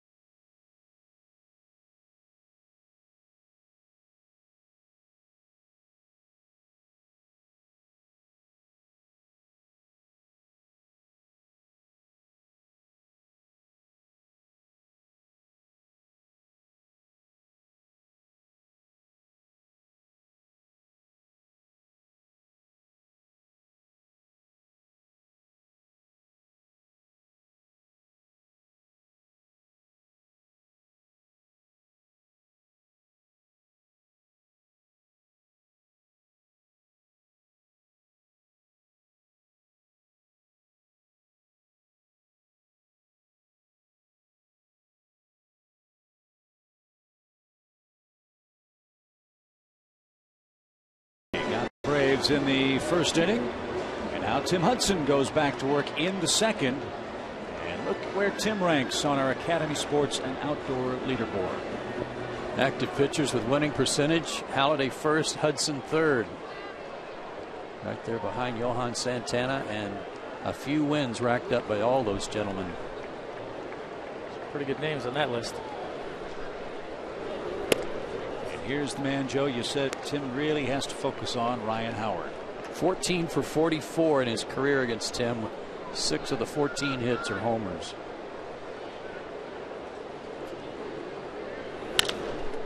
Into the shift. The rover takes care of Ryan Howard.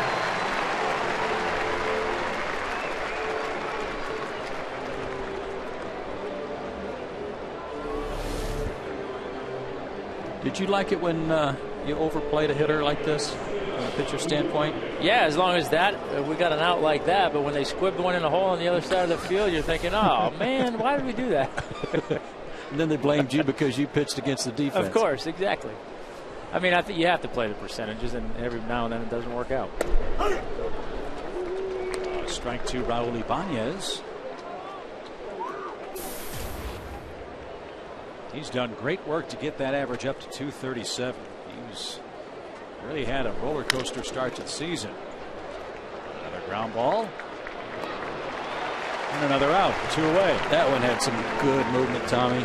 Looked like Ibanez was going after it, then had to lunge for it a little bit at the last second. Yeah, he got a little bit fooled by the movement on that one. And you know, you talk location, you talk pitch, you talk movement, and I think that pitch, the movement got to him. When he committed to it, it was in an area where he wanted to hit it. By the time it got to the plate, there was nothing he could do with it. And you know, so far, good sign for Huddy. He seems to have that sinker ball working. John Mayberry gets a start. It gives Ben Francisco an afternoon off. Maybe allows the Phillies' regular right fielder to straighten things out. Francisco in a 2 for 28 slide, so they give Mayberry a chance today. Well, I'm sure Tim Hudson's not upset by that because Francisco was 4 for 6 with a couple of doubles off of him.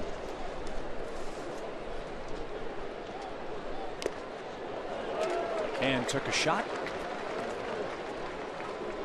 And nothing in 2. And as a pitcher, trust me, you go through, when you start the day before preparing your game plan and you start going through guys and you see guys that have numbers like that, and then you get to the ballpark the next day and you say, whew, okay, he's not in there. Yeah. That's not a bad thing. But then you immediately go into your cynical side and think, okay, well, I can't take this other guy lightly, or he'll be the one that kills me today. Yeah, because he's hit a homer off of Tim.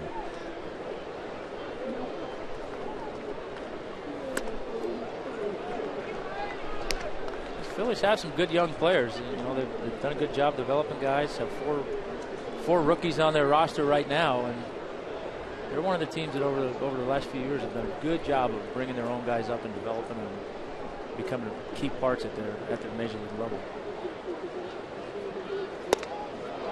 Oh, didn't get the corner. 2 balls, 2 strikes. The umpires in the seats thought it was a strike. Fox Tracks agrees with Paul Immel, who is a guy who I think is a good home plate umpire and usually a pitcher's umpire.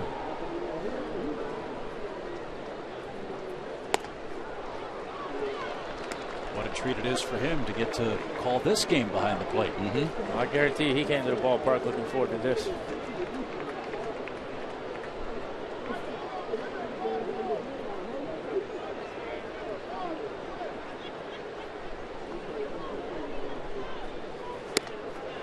And Tim lost Mayberry. First base runner is a 2-out walk. And Pete Orr is coming up. Friends, don't forget all those Negro League jerseys that were worn by the Braves and Phillies yesterday are still being auctioned off for charity right now at Braves.com/jersey auction. All of them are signed, and the contributions benefit the Martin Luther King Jr. National Memorial Fund. Visit Braves.com/jersey auction today.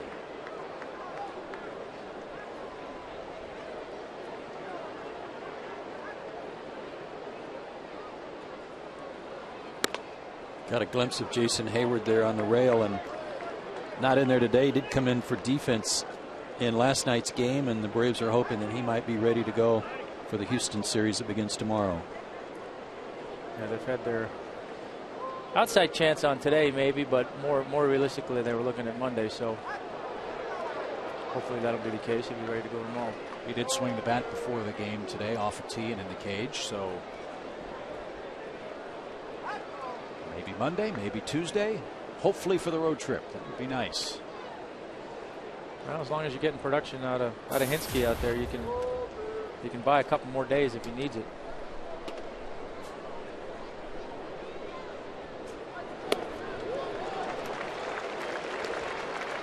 Mather's done a pretty good job out there as well. So.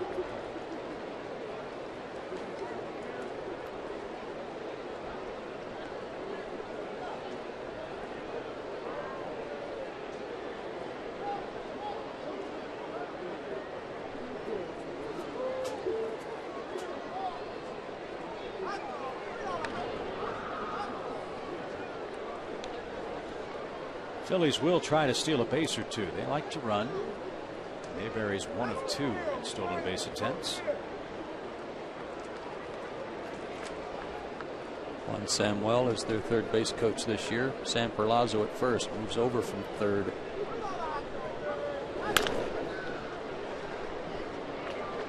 Freddie Freeman for the Braves is a big kid. Look at how big Mayberry is as he takes his position on the first base bag. Yeah, John Jr. is not as beefy, I'll say, as his dad, but certainly is tall, probably taller. 6'6", 219. His dad was more like 6'3", 6'4", and switched that 1 and 9. Get a little bit more of the horizontal gene. Fedor goes the other way. And now he'll go to second base defensively as the Phillies are out in inning number 2.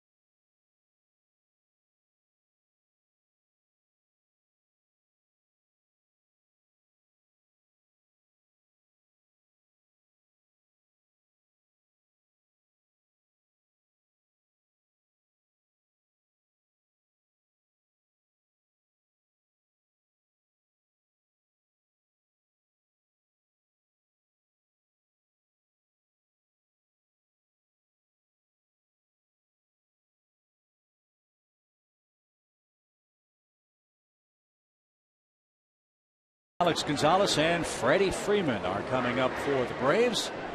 Let's take a look at our quote of the day today, fellas, brought to you by Geico. It's from Jimmy Rollins, who's talking about Hank Aaron, Willie Mays, and Frank Robinson. There's no way in the world they were that good for that long. But they didn't have a choice. Every single day it was on the line. They had to show up. It wasn't just baseball. And no, it wasn't just baseball. But you know what? I think modern day players can take a page out of those guys' books, because they did show up and play hard every day. Yeah, they had, like you said, not just about baseball. They had something to prove every day. I think today's player takes a few days off here and there. I do too. I never did when I played, but I mean, today's guys, they do. Downstairs to Eric Hinske. 2 balls No strikes. Hinske 7 for 34 with a homer against Halladay. A couple of former Toronto Blue Jays battling in this sequence.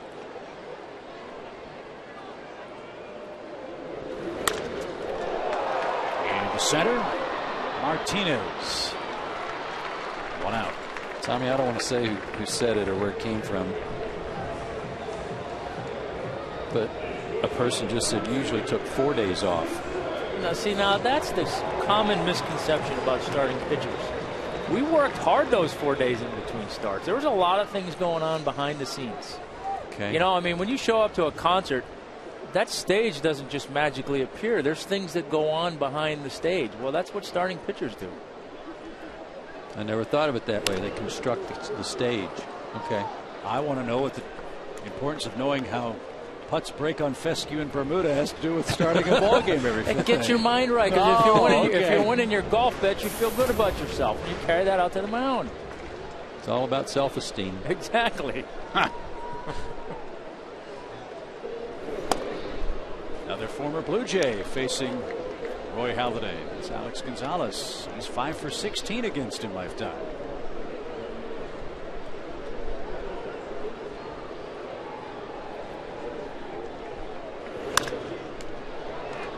You know, earlier in the year, Chip, and I think shortly after the Phillies had gone out and signed Cliff Lee to round out their rotation, let's say, I said, you know, these guys do lose. It's not like they win every game. They still, like everybody else, have to throw it over the plate in the strike zone. And they do get hit.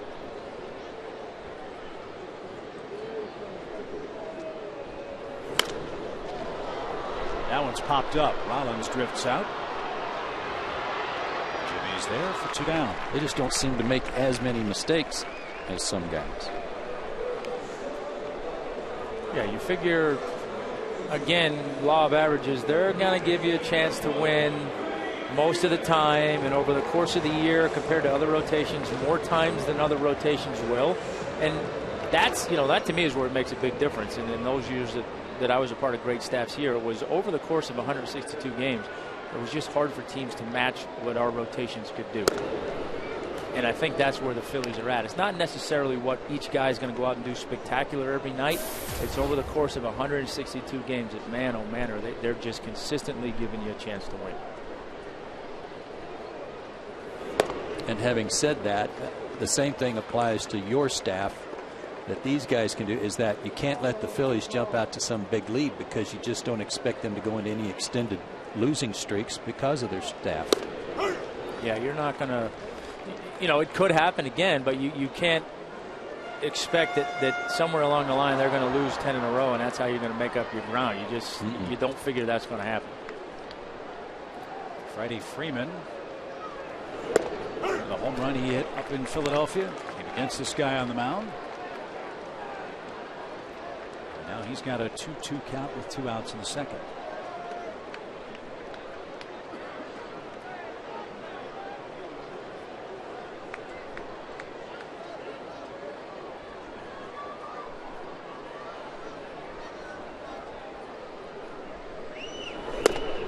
And Freeman down swinging. Second strikeout for Roy Halladay. 0-0. Just like we thought.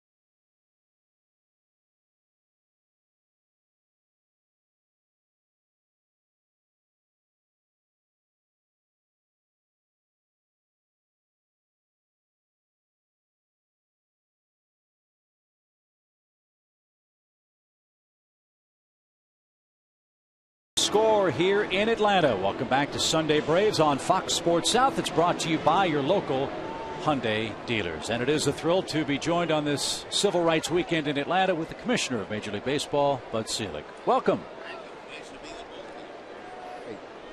Beautiful day, and it's been a great weekend for us. Carlos Ruiz starts things off and takes a quick strike. What does this weekend mean to you and Major League Baseball?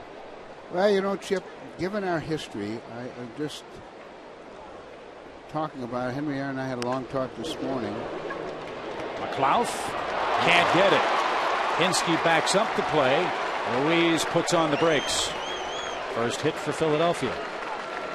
When you think back to the Jackie Robinson situation and all it meant in 1947, which was amazing, long before the Civil Rights Movement, long before Harry Truman desegregated the United States. I mean, it was what Branch Rickey did was just amazing when you look back on history.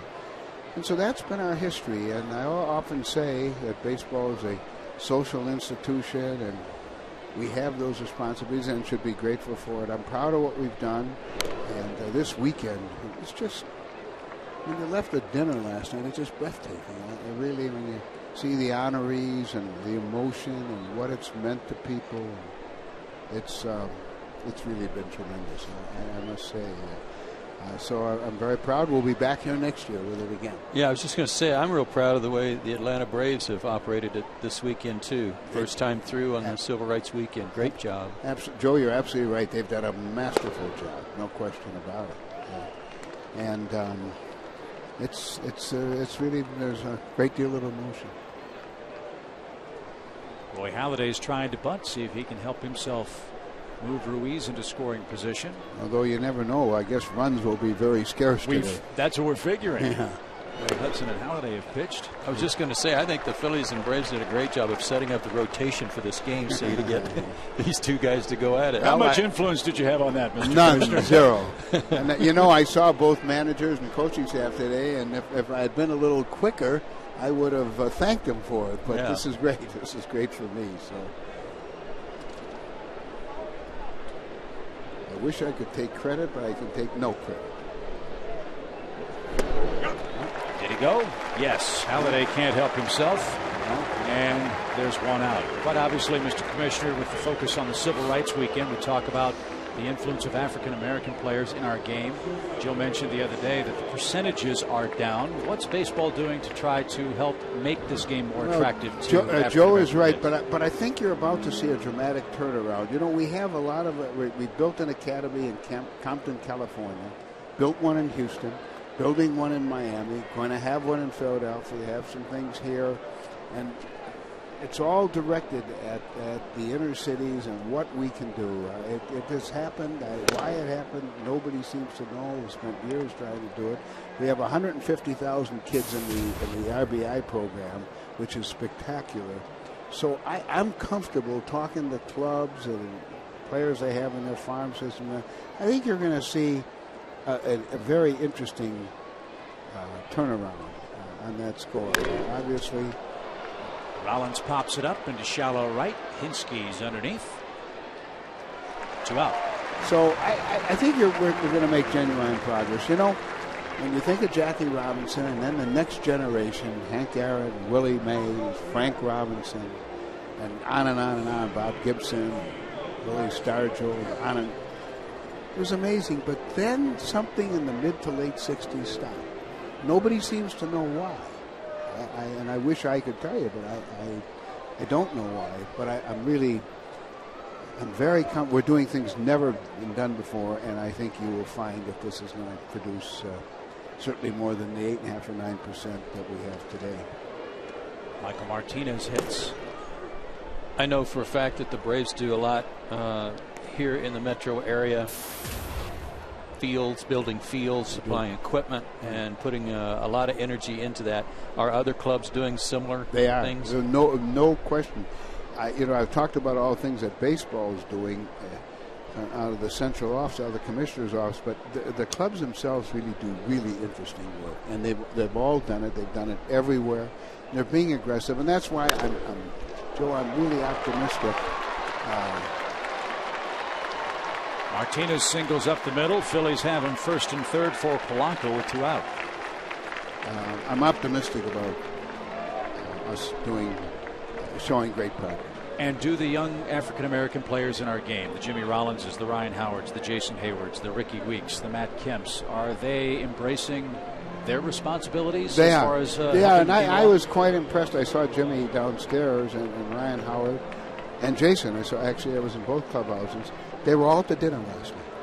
Now that, having been in baseball running club for 35, 40 years, I know how tough it is to get. I don't blame them. Play a late Saturday afternoon game, but there they all were, and they stayed right to the end. And there's no question in my mind. In fact, when I travel and bump into a player like that, they all talk about that. What are we doing? What can we do to be more helpful? Absolutely right. That's wonderful to hear, because we in Atlanta are so privileged to have Henry Aaron here and know what he has meant to the history of our game and what he means to youths who never saw him play but know very well his legend. Well, he's a legendary hero here and a legendary hero in Milwaukee and almost every place else, too. 1-0 count to Polanco. And a ground ball to short. And that is going to retire the side. Mr. Selig, it's our pleasure to have you here. Chip. It happens all the time. I know it is. Chip, pleasure to see you, and I'll see you during the course of the year. Look forward to it. Joe, Thank nice you so to much. see you.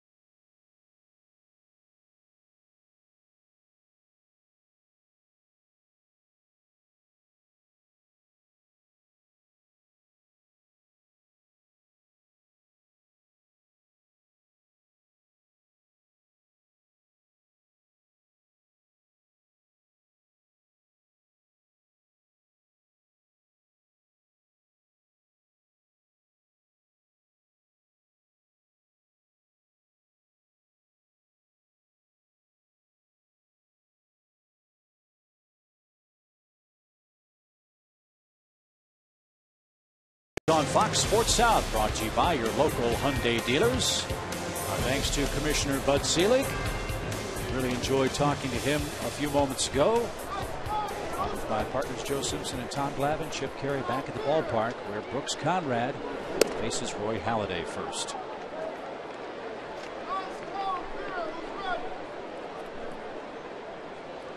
If you just joined us, Chipper Jones was originally in the Braves lineup today.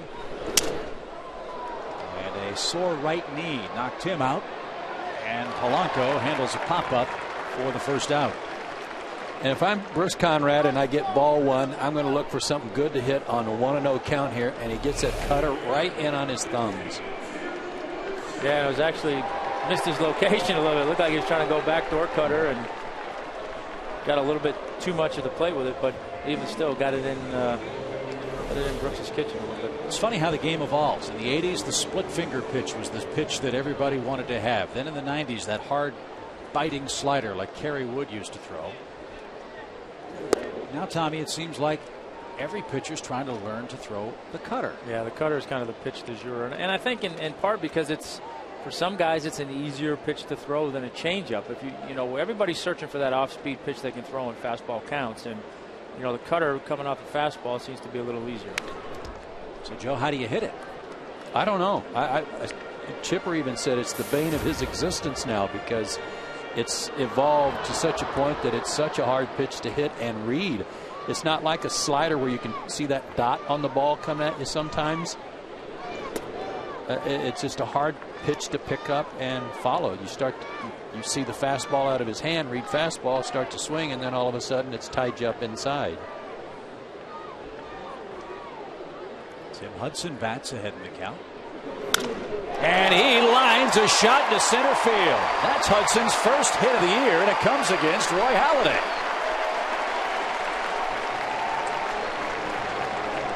So maybe that's how you hit a cutter. You can do all that setting up you want. But. Yeah, all you want. But, you know, as a pitcher, you get to eliminate all those pitches. You figure you're just getting a fastball when you're ahead in the count or you're behind in the count. So, and Huddy got one, and he put a good swing on it.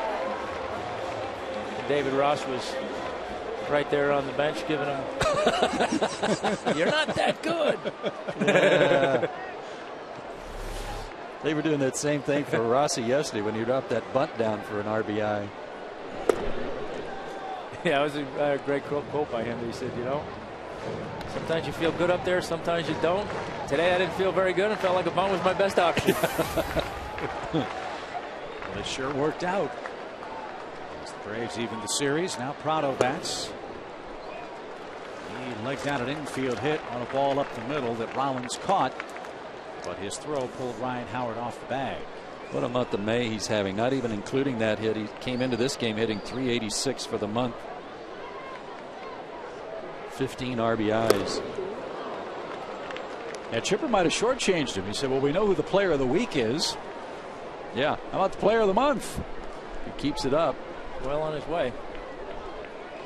Yeah, I was a little surprised when I was going over some of the numbers to see how many hits he has now and average. And he's kind of quietly crept his way back on up there to where you were accustomed to seeing him all of last year. So he's worked Halladay now to a 3-1 count. Well, and this is where you'll see most times you're looking straight fastball right here, but with this guy you can't necessarily eliminate anything else. Ground ball to short. Funny hop. Rollins gets Hudson, and look at Tim go barreling in on Pete Orr.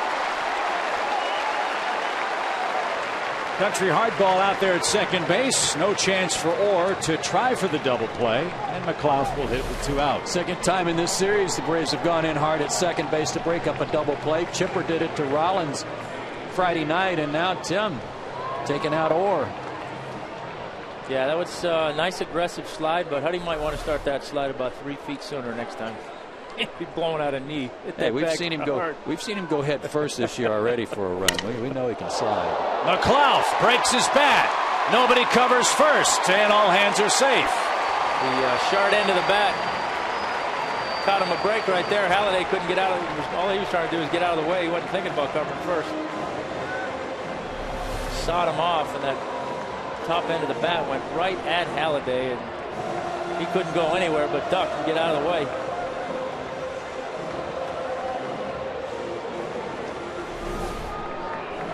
Keep seeing that more and more and more. So here's Brian McCann. As you know, Brian, one of the game's best hitters with runners in scoring position. He's got Prado out there with 2 outs in the 3rd inning.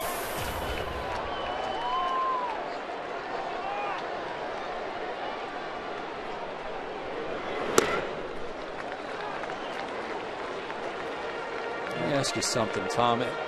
I watched Halladay at the beginning of this inning just stand out there, kind of his hands on his hips, because of the longer breaks with TBS doing the game today. He's a guy who likes to get the ball, get out there, warm up, and ready to go. And he has to kind of sit around and wait for TV to rejoin.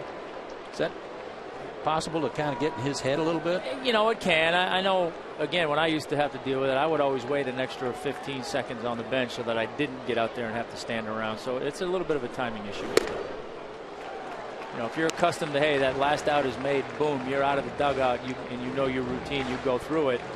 On days like today where you've got that extra 30 seconds in between, you know, again, I used to like to just sit there and mentally in your head count to 15 or 20 and then go out there, because I hated exactly that. I hated being done with my warm-ups and then you're standing around for 20 seconds. He's pitching behind in the count a lot this inning.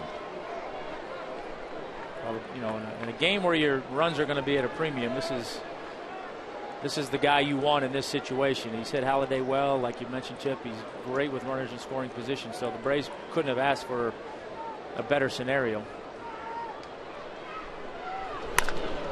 High fly ball, right center, but Martinez is there.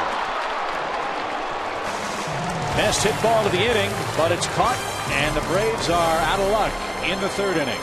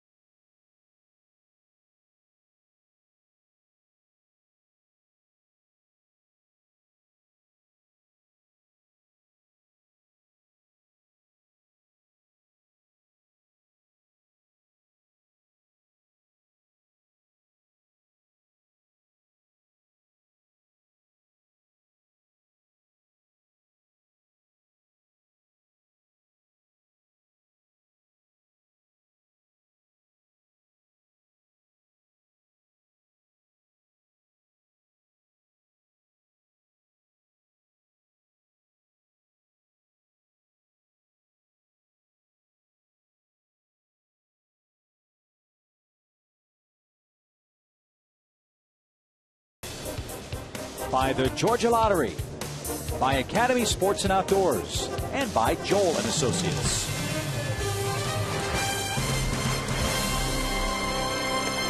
Chip, Joe, and Tom with you in Atlanta. No score as we go to the fourth inning. Partner, to my right, Mr. Glavine was checking out his cell phone. That must mean it's AT&T Uverse trivia question time. I got to get on Google, you know. I got to get ready. And here is the question this afternoon. Jimmy Rollins and Ryan Howard have each won the MVP. What's the only other Major League team with multiple MVP winners on its roster? Well, that's a good question. Yankees would jump to mind. It's almost too obvious to be the Yankees. Exactly, it can't be. A-Rod and who else? I don't think Jeter's ever been MVP, right? No. I don't think Tex has. Posada, no. As Howard takes a strike. Howard grounded out into that shift again. Dan Uglow way out on the right field grass. Manning second base.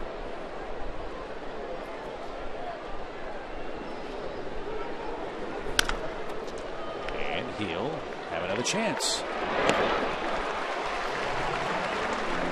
Tim is racking up the ground balls to start this game. That means he's got his A stuff. And fans order the Chevron Family Value Plan today. Get 4 Braves tickets, 4 hot dogs, 4 Cokes, parking, a program, and a $5 Chevron gift card for just $69. For the best deal in sports, call 800-745-3000 or buy them online at Braves.com.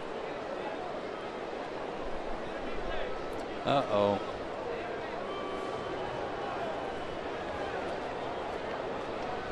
Yeah, I didn't see what I was watching the finish of the play, and then I watched him break when the ball was rolled to the right side. He kind of broke hard and then stopped. Oh, he slipped. Yeah.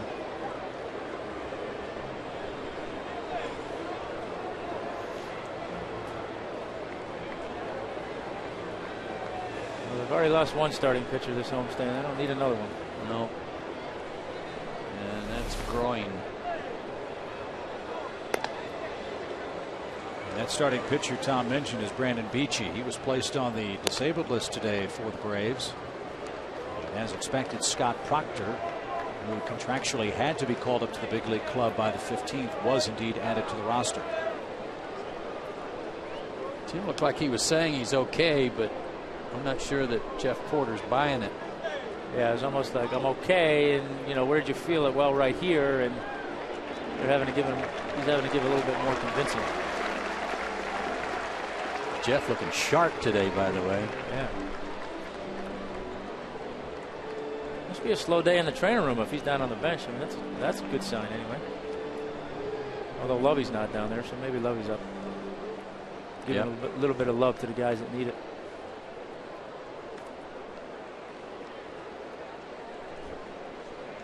Here's Ibanez. Maybe Huddy's legs were just a little tired from having to run the bases. Could have been. Hit the bag hard. Yeah. Whatever the report was from Jeff Porter, David Ross was laughing on the bench.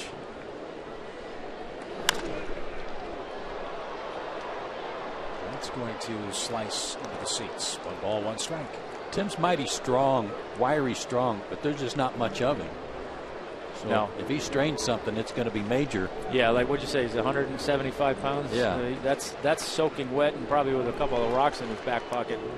There's not any extra on him. There's no fat on him whatsoever, and you know that's tough for a starting pitcher to get through the heat of this summer. Luckily, heat's not a problem today. It's a great day to pitch, I would think, Tommy, albeit a windy one. Yeah, it's a windy one, but the wind's blowing in, so it'll hopefully cover up any of your mistakes. But it is a nice day to pitch, and I know Huddy, you know, he's in the heat always struggle with cramping up a little bit, so this is not typically the weather he would have to deal with those issues.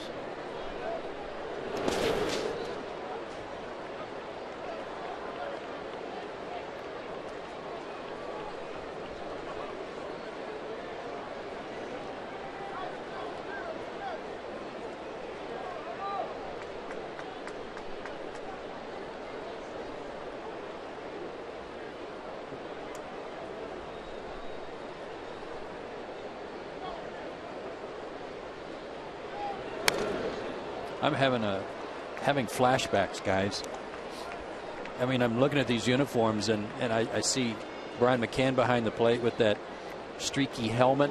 You know, I'm thinking Biff Pocoroba or Ozzie Virgil Jr.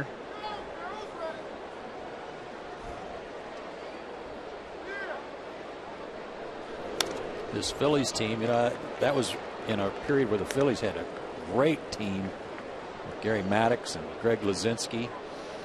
In the outfield, Bob Boone. And who was that third baseman over there? His name was Schmidt. He's pretty good. And I've said it correctly. Yes.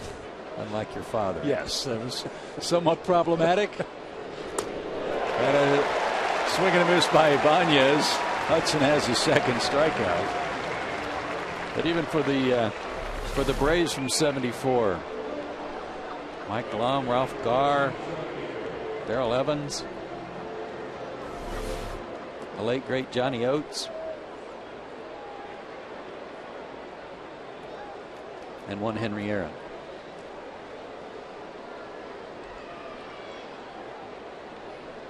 Here's Mayberry. Tim walked him with 2 outs in the second inning.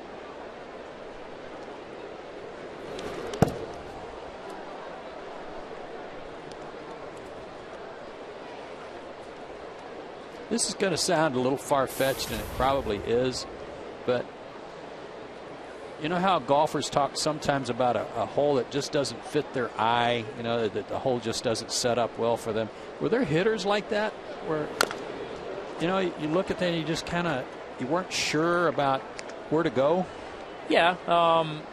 You know, I know, again, that for me sometimes it was not so much a hitter, but which side the hitter hit from. You know, when I didn't see a lot of lefties, all of a sudden the lefty would get up there and I'd see so much of the plate that I didn't know where I wanted to go. But there are certain guys that are not your typical batting stance, or a little bit spread out or open or whatever, that kind of throw off where you're trying to start the ball or where you're trying to get to. You know, and I think a lot of that depends on the pitcher. Are you a guy that likes to look at the target, throw to the target? Are you a guy that likes to look for a spot where you want to start a pitch and then you know where it's going to end? So all those things play into it. But, yeah, you get a guy up there that's a little unconventional, it can kind of throw that off. And I only say that because he walked Mayberry in the first inning, and then, or his first time up, and then threw one to the backstop. And I'm just wondering if there's something about Mayberry for Hudson that he hasn't seen him before. Well, one time, and he hit a homer, that he's not sure how he wants to pitch him. Locked up.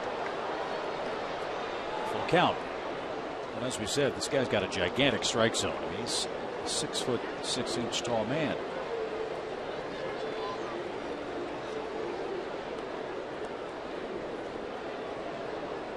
Their other young outfielder, Dominic Brown, who was injured in spring training.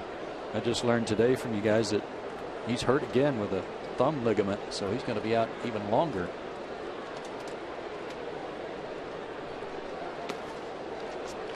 Another walk to Mayberry. And Pete Orr bats with 2 out. Yeah, you're right, Joe. Brown broke the hook of the hamate bone in his wrist, was coming back, playing from that, and diving for a ball in the outfield. Hurt the ligament in his thumb.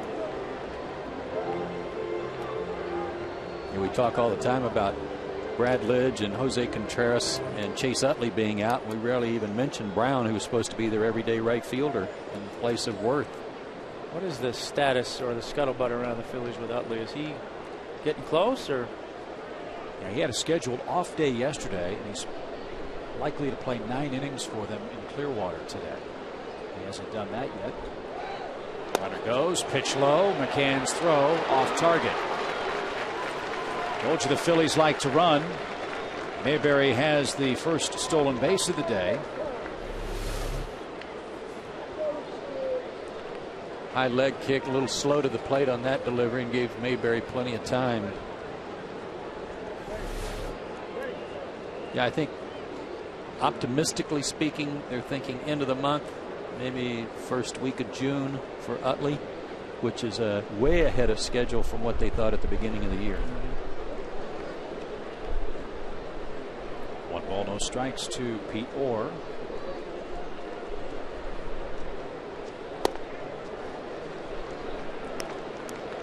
Yeah, for all the talk of Utley being out, they've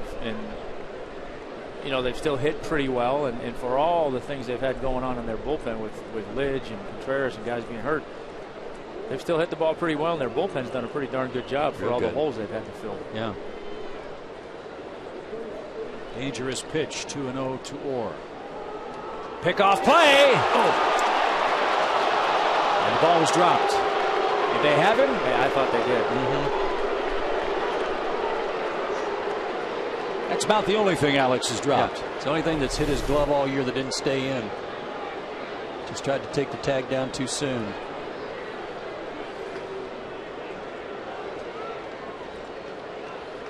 You said it's a big pitch or dangerous pitch here, Chip. This is like a playoff at bat right here, because with Halladay, your opponent, you can't afford to give up any runs, especially a 2-out knock here after the Phillies have worked their way into an RBI situation. They are 6 for their last 31 with runners in scoring position, and now he's 3-0 on Pete, so be careful. Well, and you wonder with the righty-lefty matchup and Ruiz on deck, even though he's been a Braves killer, he's in a little bit of a funk right now.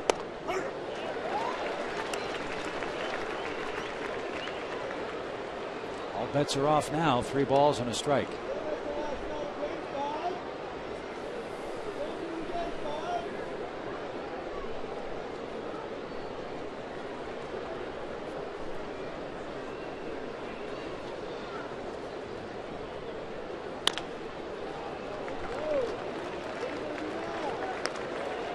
I think he's told you exactly who he wanted to go after here, and it wasn't Ruiz. No. But he does have that luxury, doesn't he, here? 3-2 with a base open to not have to give in. Yeah, he can do anything he wants right here, and you know, if you walk him, so what?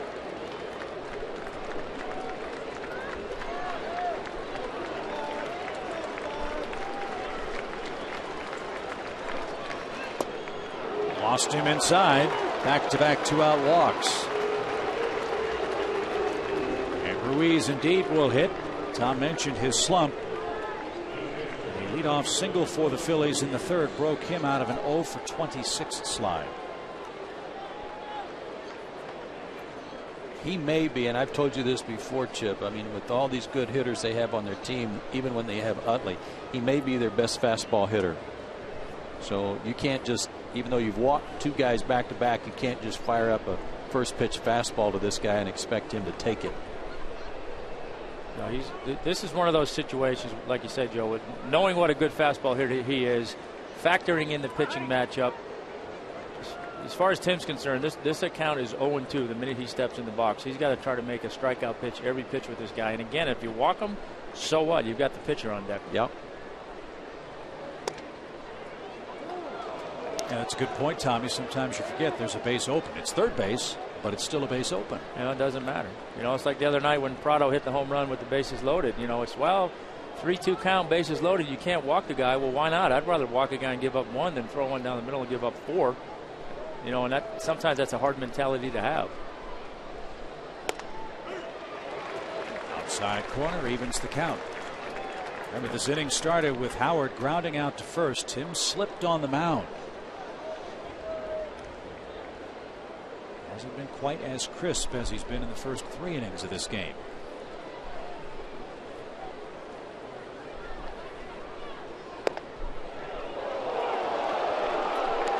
Two and one.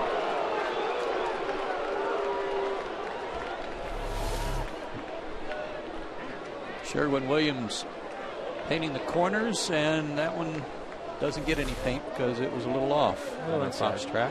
A little inside, but a good pitch. To short. Alex to Ugla, and Hudson pitches out of a 4th inning jam, and we'll start the 5th with Roy Halladay. All in all, that worked out very well for Atlanta.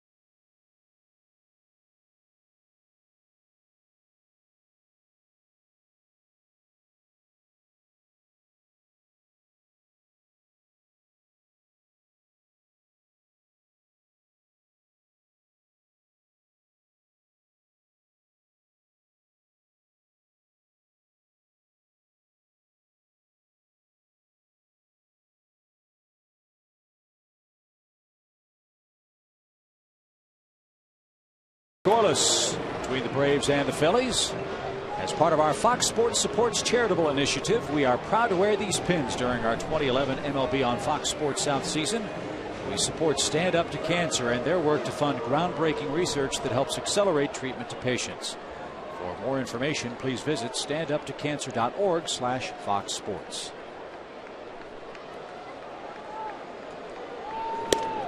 Ugla versus Halladay, then Hinske, then Alex Gonzalez.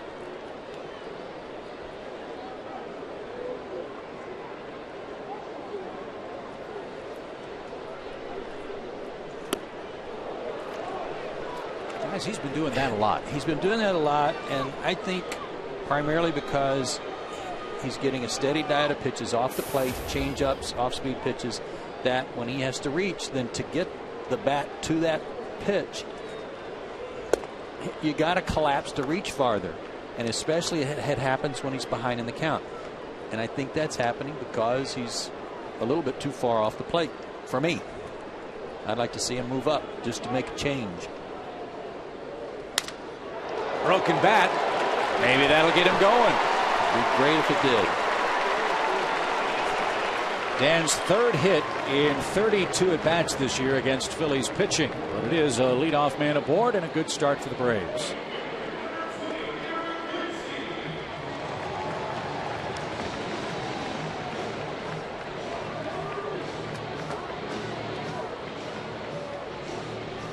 I know they call Halladay Doc. They ought to call him the Axeman because he chops down an awful lot of lumber. Yeah. He's broken about 5 bats in this game already.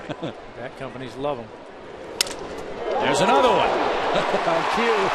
Uggla's going to take the turn. First and third, nobody out.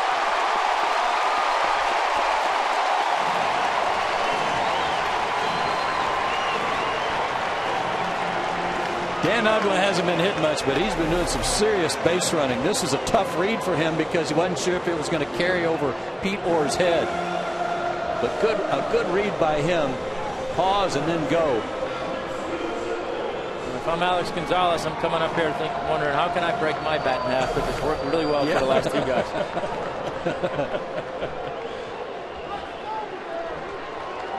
Best scoring chance for the Braves in this game.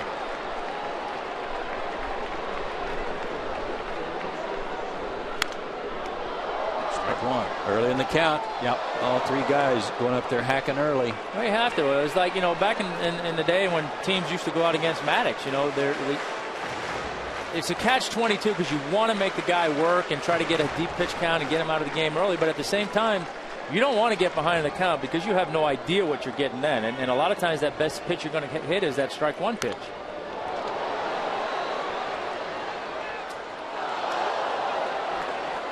Well, Alex knows that all he has to do is put the ball in play and the Braves have a run. Anything other than a pitch comebacker to the mound. So in this situation, 0-2, he's got to think, I got to give up my bat. I'll take a broken bat, but I got to cover that outside half of the plate. And that's where they're going, 0-2.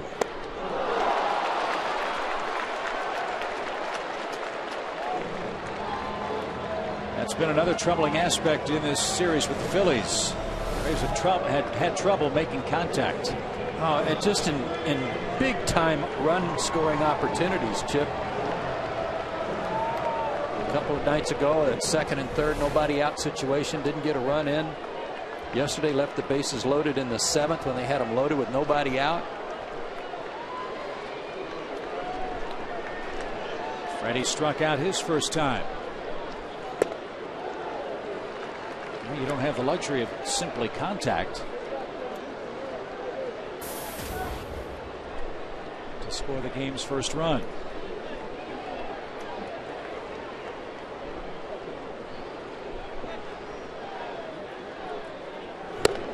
You're right, Chip. You don't want to play into his hand and hit a ground ball, but in this at bat as a hitter, then you're looking for something that you can elevate. You got a pitch there that was up a little bit. That was a called strike, but you want something that you could drive to the outfield and at the very least score a runner with a fly ball. In, out, in. He went in first time, then fastball away, went in there again. So, again, if I'm Freddie Freeman, like you said, Joe, I'm looking fastball and I'm looking for him to elevate it. Worst case scenario, sac fly. Crossed us up, and Freddie came in on him. 94, his best one of the day. Yeah, he doubled up in, so now he could pretty much do whatever he wants. He could go hard down and away, soft down away, or follow that fastball in with a cutter. Up the middle, Halladay deflects it, and the Braves take the lead.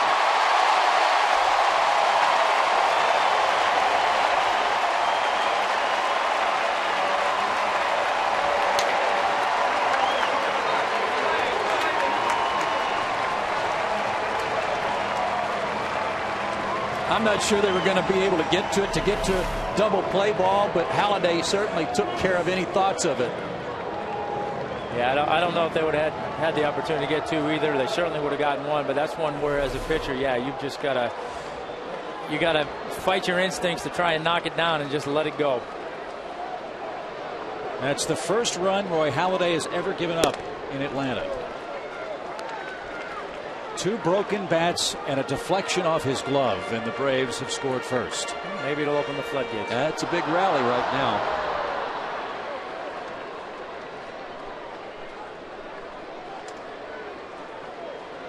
Brooks Conrad ahead in the count. He popped up his first time.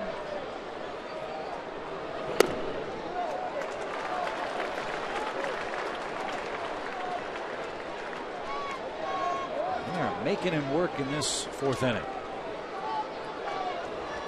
He's only 6 for 17 on first pitch strikes too, so he's not doing a real good job of getting ahead.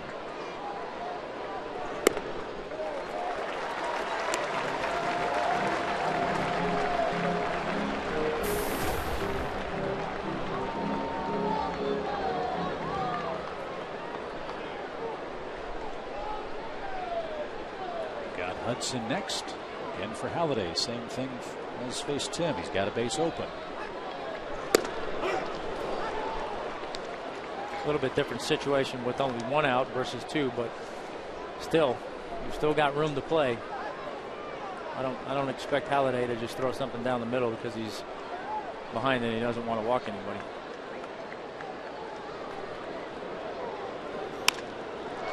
Popped deep short.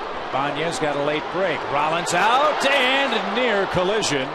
Jimmy Rollins makes the play for the 2nd out.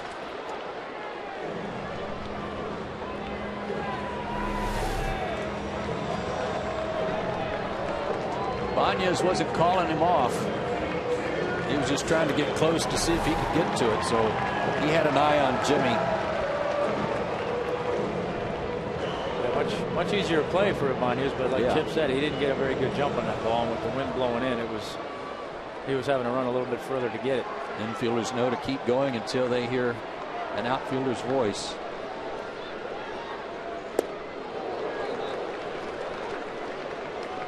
How'd he try to ambush him?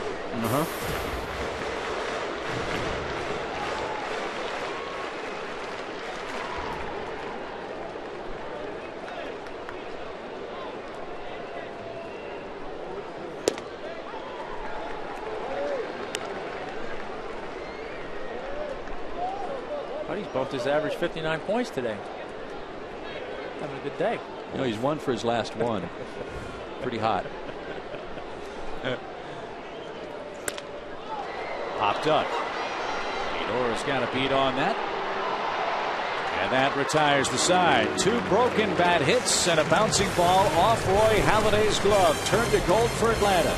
It's a 1-0 Braves lead.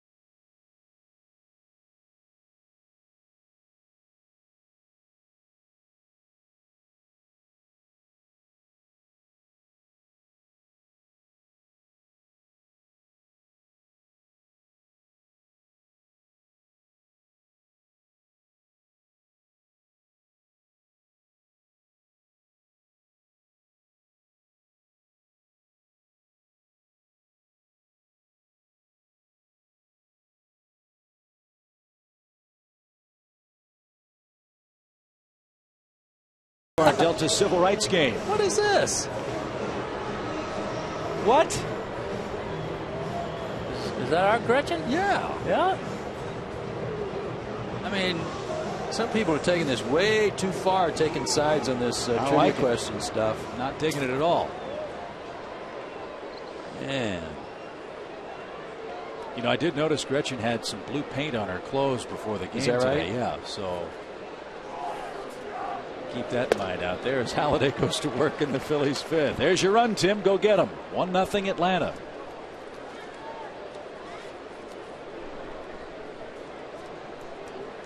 Roy couldn't get a bunt down in the third inning after Ruiz led off that frame with a single. Now he'll ground out to shortstop Alex Gonzalez for the first out. Fans, get your tickets in advance for the Braves Memorial Day weekend at Turner Field. Don't miss Publix fireworks on the 27th. Kids can run the bases and alumni autographs on the 29th. And the Yacht Rock Review post-game concert presented by Delta and Coca-Cola on the 30th. For tickets, visit Braves.com. That's a good weekend. It's a 3-game Friday, Saturday, Sunday series with Cincinnati, who won the Central Division last year. Have all those good hitters and some good pitching too, by the way. And then the Padres come in for the holiday game on the 30th. They got some pretty good pitchers they can fire at you too, boys. And the Reds got Cueto back, and he beat the Cardinals yesterday. And Cincinnati has jumped over the Cardinals for first place in the National League Central.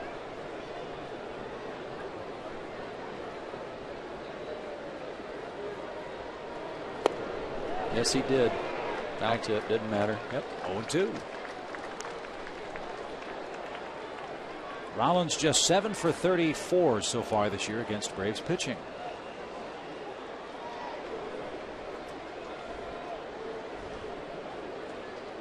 And now 7 for 35 as Hudson heats him up. His numbers against Tim not too stellar coming in either. He was a .211 average with 1 homer. They elevated the fastball, got him to chase. Good pitch.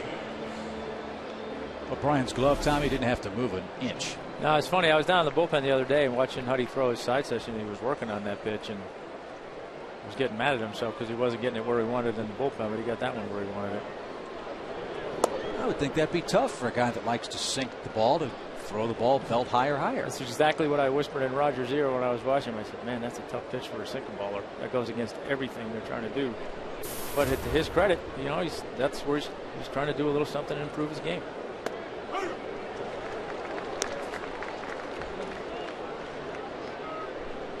Martinez singled in that Phillies third.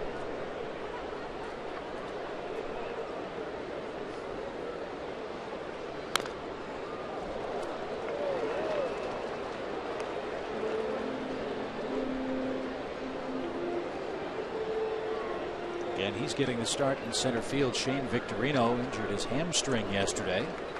The Phillies don't believe it's a disabled list situation, but he may miss a couple of days for the Phillies.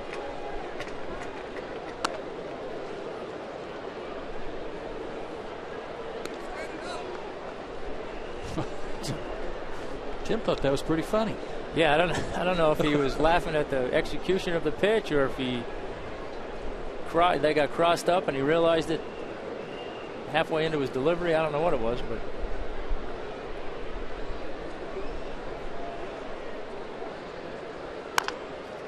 right side, no trouble spinning the wheels for Hudson. And the Phillies go down quickly and quietly in the fifth. Braves look to add to a 1-run lead against Roy Halladay.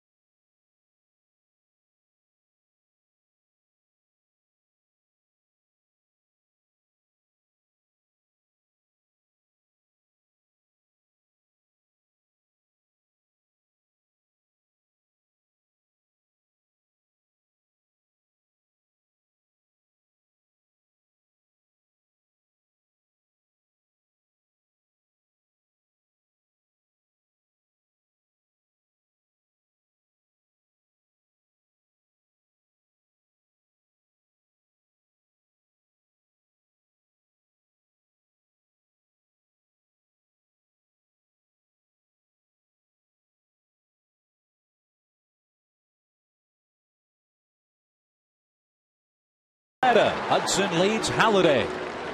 And back to our AT&T Uverse trivia question. Phillies have a star-studded lineup with Jimmy Rollins and Ryan Howard, both MVP winners. What's the only major league team with more than one MVP winner on its roster? I'm going with you, partner. Tell them. The M&M boys, Mauer and Morneau for the Twins. I like it. Yeah. Where's that fan now, huh? Yeah. That's like 2 days in a row, just iced it. It's great.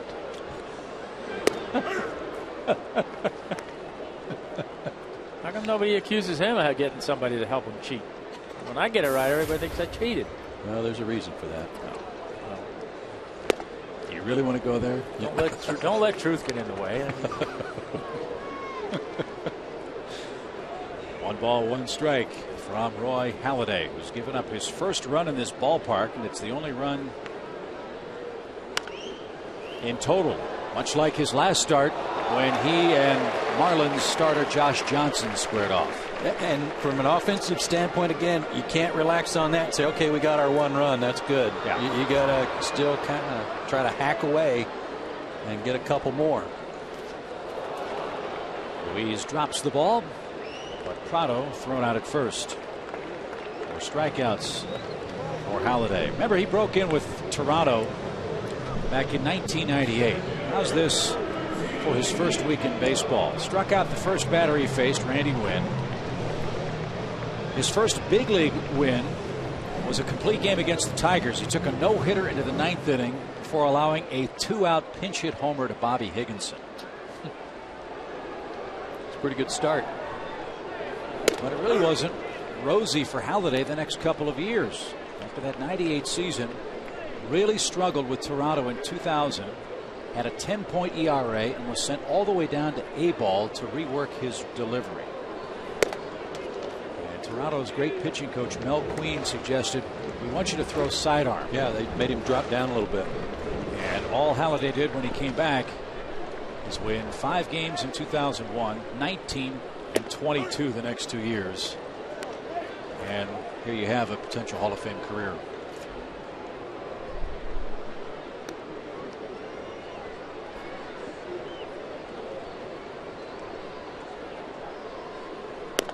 Two balls, 2 strikes.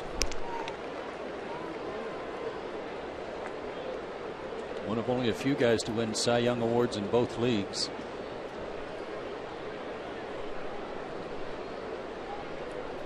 Pretty good accolades. And a perfect game against the Marlins. And he's perfect so far in the 5th with a couple of strikeouts. And 2 out. What you were talking about earlier, Joe, about changing speeds on his pitches. There's that little slider, the back doors, and it was called a strike. May not have been one, but yeah, that was a wide swatch of Sherwin-Williams paint on that one. Well, a late birthday present for Halladay, who turned 34 yesterday. They used the roller on that one instead of like the little one that you use on the window frames and whatnot. The windowsill, what? You know, trim brush. Trim, there you go. That's the word I'm looking for. Can Halladay get to 300, Tommy? I'm not going to say that he can't, but it's going to be tough. I mean, how many has he got now? 174. So he need 125 wins. He's 34 years old. You know, he's keeps himself in shape. He works hard. He's healthy. I mean, all those things are in his favor. He'd certainly have to pitch into his 40s to do it. I can't expect somebody to win 20 games for 6 straight years.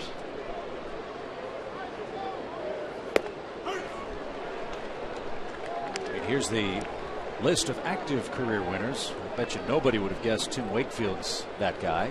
No. How about the Braves having 2 of the top 5? Tied with Sabathia. Who, by the way, is only 30 with 160 wins. CC Sabathia. And that's one of the great discussions about baseball. Will there be another 300-game winner after you, Tommy? Well, there was. Randy got there, but you know, I mean, that's what I say. I hate to say never, because you know somebody will come along, but it's going to be tough. But you know, it's not an easy thing to do. I mean, if you think about it, you know, it's you've got to average 15 wins a year for 20 years. And you got to be on good clubs to do that. And you have to be able to do that on good clubs. It's tough to go out there and do it when you're not getting the support. So. Well, Halladay is on a good club, but he's losing to a good club today. 1-0. Braves have the lead as we mosey along to inning number 6.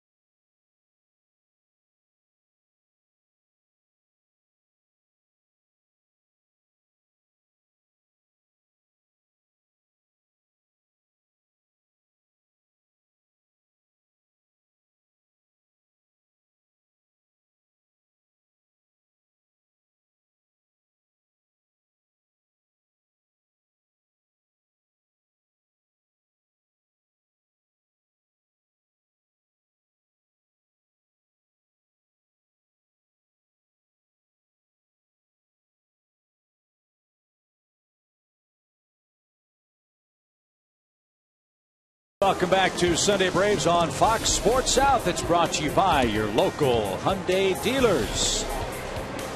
Joe Simpson, Tom Glavine, Chip Caray back at Turner Field in Atlanta. It's the Delta Civil Rights game. And a spectacular matchup. Hudson versus Halladay has lived up to advanced billing. And Tim leads it by a skinny run with the heart of the Phillies order due up.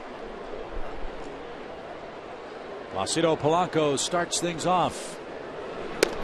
And it's a thrill and an honor to be joined by baseball's true home run champion, our own Henry Aaron. Welcome to Turner Field and our broadcast. Thank you very much. How about this weekend? What a wonderful 3 days. Unbelievable. Unbelievable. You know, and everything was capped off this morning with my wife receiving a doctoral degree from Morehouse College. Oh, fantastic. I had to wake up at 6 o'clock in the morning. Do you have to call her face doctor all now? that traffic. Do you have to call her doctor now? I have to call her doctor now. Baby. Yes. That's fantastic. But it's been a fantastic weekend. I know this has been something near and dear to your heart, and you'd like to see this stay in Atlanta on a permanent basis, wouldn't you? Well, next year we're going to have it again, and the commissioner promised me that we're going to have more people here to work the field. You know, this year I think we kind of lacked a little bit. I think this year we're going to have more people to work it a little bit more. This weekend, in all fairness to the people here in Atlanta, this is a graduation weekend, Tom. You know, where all the highest colleges are graduating, especially over the AU Center. You know, Morehouse and Spelman, all of them are graduating. So we're going to try to fix it up where we can have at least 45,000 or 50,000 people out there. That'd be wonderful. Yes. That would be wonderful. Last night we had a full house. It was great. Yes. And the banquet, of course, from what I understand, was just wonderful last night. The banquet was just absolutely fabulous. I think everybody did a marvelous job, you know, really. Full count from Tim Hudson to Placido Polanco. So much is known, Mr. Aaron, about Jackie Robinson and the breaking of the color barrier and Branch Rickey. As a youngster growing up, what did that moment mean to you? Well, you know, I think about it and I said, I try to tell myself, if Jackie Robinson had failed, not only on the field or even off the field, that they wouldn't have gotten a chance to see great players like Willie Mays, who just celebrated his 80th birthday, or Ernie Banks, or maybe myself or somebody else. I think it would have set baseball back at least 10 years or 15 years. In fact, talking to the commissioner, he even thinks that it would have been at least 15 years before an African American would have really gotten a chance to play baseball. You know, so I think about this was a tremendous moment when especially Jackie Robinson, had to go through not only on the field, but he had to carry himself so marvelous off the field. And as Ryan Howard bats, I think it's safe to say that you endured many of the same things that Jackie Robinson had to endure when you were chasing Babe Ruth's record. I did. I had to go through some of the same things. And the thing that was so hard about that was the fact that I was so isolated away from my teammates.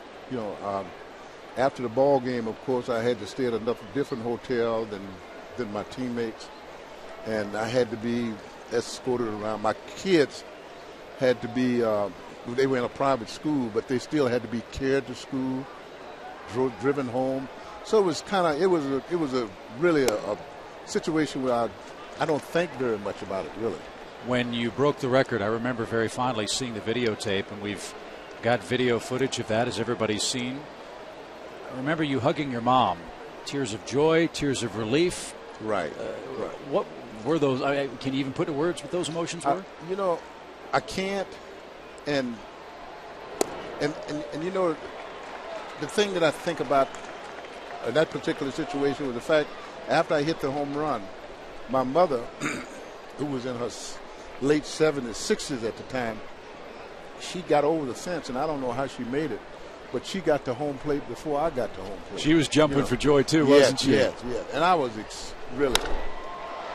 Howard pops it up. Ballpark's going to hold that on a windy day. He was swinging 3-0. Polanco thinks about tagging, but back to first with one out. Well, where are we? Where is baseball, in your opinion, with regards to African American participation and the civil rights movement? I think we have some ways to go now. I think that a few years ago, when I myself was playing baseball, we saw more African American playing baseball. I really don't know what the situation is really now. You know, I've thought about it. What can we do? And the thing I think about at the present is the fact that any time we have an economic struggle in this country, then we're going to have it with African Americans in some respect. We can't have a black family can't afford to have their kids from little leagues up to go out and play baseball. It's a very expensive game if you want to play it right. I mean, you know, you go right over here to the AU Center and you don't even have a complex over there, a baseball complex, you know, because they don't think about it because it's so expensive. So I don't know what the answer is. I don't know whether these I don't know whether these camps that they're building around the country is going to be the answer. I just don't know. You know, I'm thinking about it. I really don't know. I wish somebody would give me the answer to it. Raul Ibanez hits with a runner at first and one out.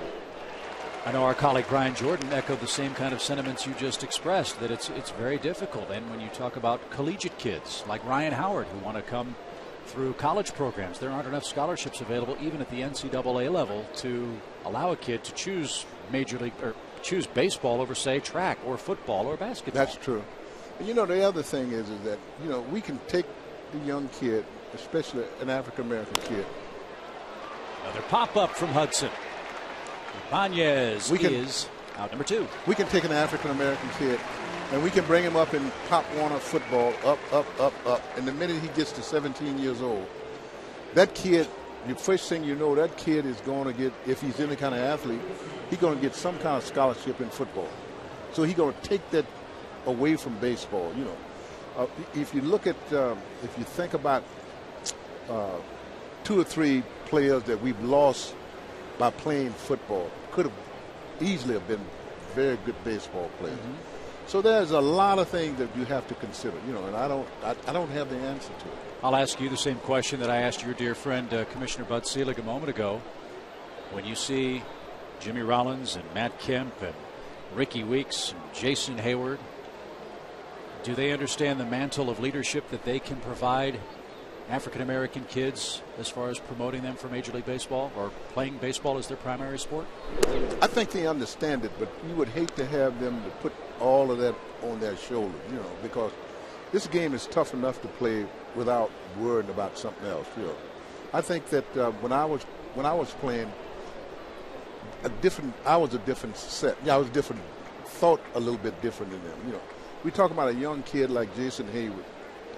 I think that I would just like to see him right now get his foot firmly grounded into baseball, know what he can do, learn these pitches, and then if he wanted to be vocal about something, then do it. Yeah, I know Tommy said the same thing earlier in the game. That it is a tough game to play. Yeah.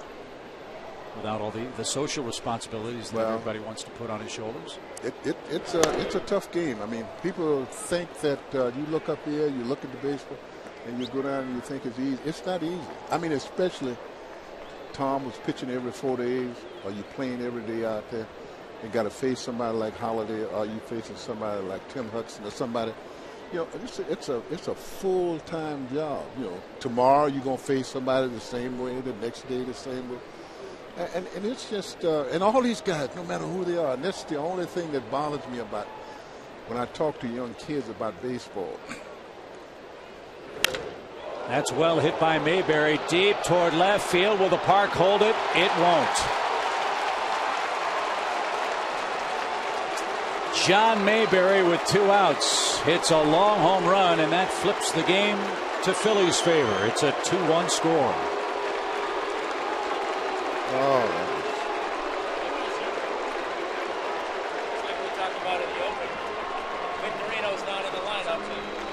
His replacement as another guy I guess you still have to worry about, and sure enough, Mayberry steps up and has a big swing of the bat.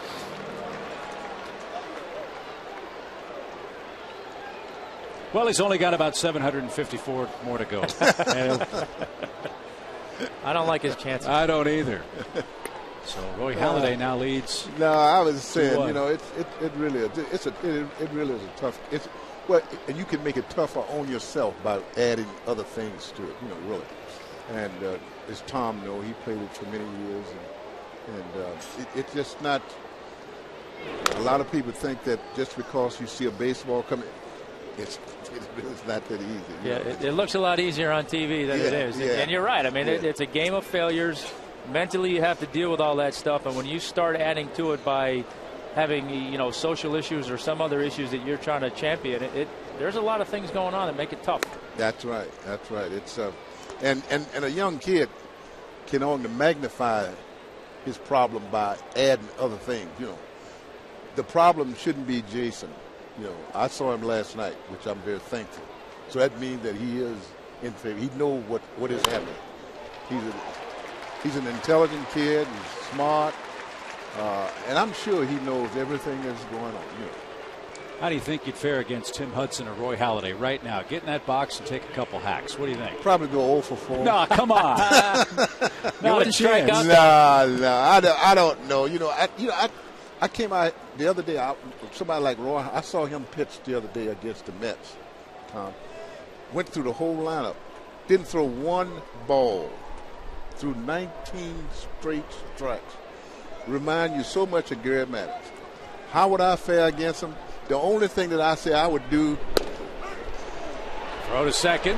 And only thing that I would do is to be aggressive against him. I don't know how well. I'm sure that Halladay wins a lot of ball games, by getting people out. He probably could get me out. I don't know.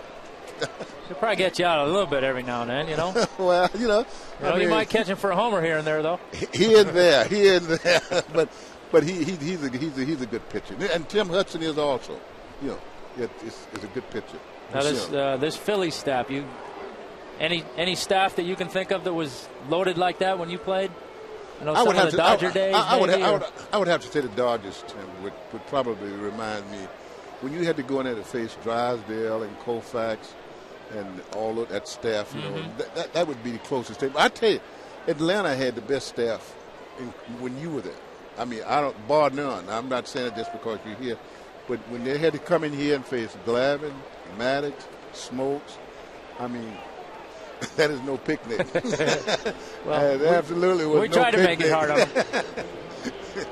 No, it was tough, you know. But this guy here is one of the best. He has to be one of the best. I mean, we've got a little surprise for you as Halladay bats. We're going to put a picture up on the screen. We want to see, Mr. Aaron, if you can recognize the face that we're going to put up here after this first pitch to Halladay. Okay.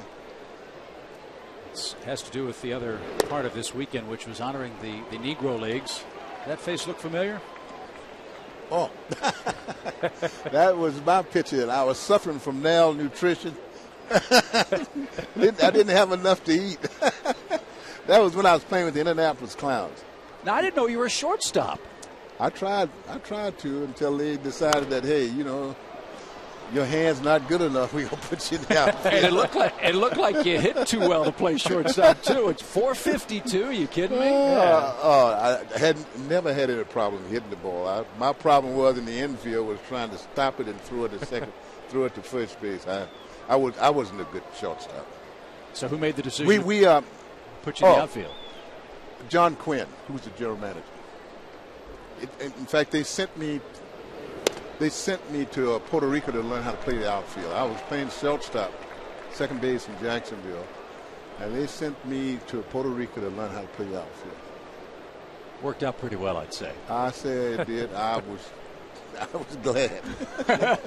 Somebody was trying to free you up from all that defensive responsibility so there you could focus on hitting. That's right.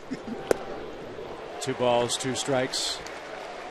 Well, it's certainly our pleasure to have you here and for allowing us to broadcast this game. I know the special significance it has for you, for our community, for the baseball world as well, and we're also proud of your role in bringing the civil rights game to Atlanta.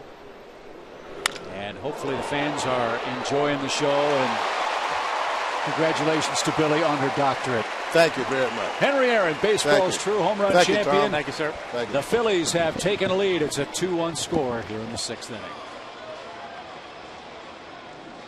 Doctor. Doctor. I love it.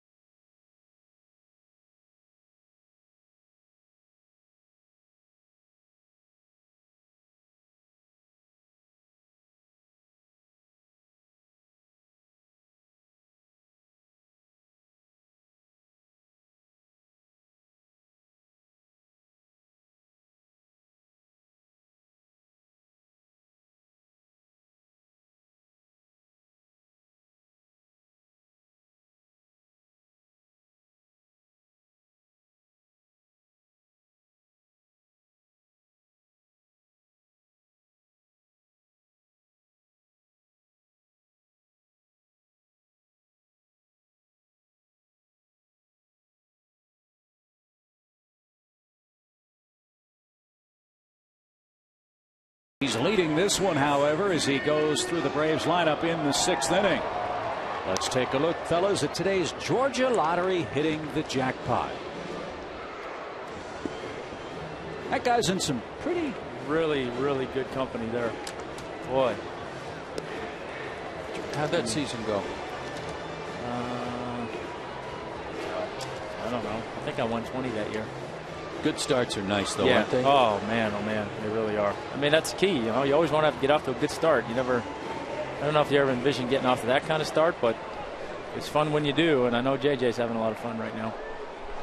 I step out of the room for like 5 minutes. We were ahead when I left. Well, the offensive guy came in, and the other team was hitting. It was just bad timing. Yeah, we mistimed that. We should have had him here when the Braves were hitting in the 6th inning. Again, our thanks to baseball great Henry Aaron. Anytime you can talk to the Hammer, you've had a good day. Man, that was awesome. Those hands look like they could still grab a bat and hit. Man, yeah. Oh. Well, a couple of broken bats and an infield hit gave the Braves their first run. See if they can put something together against Halladay here in the 6th.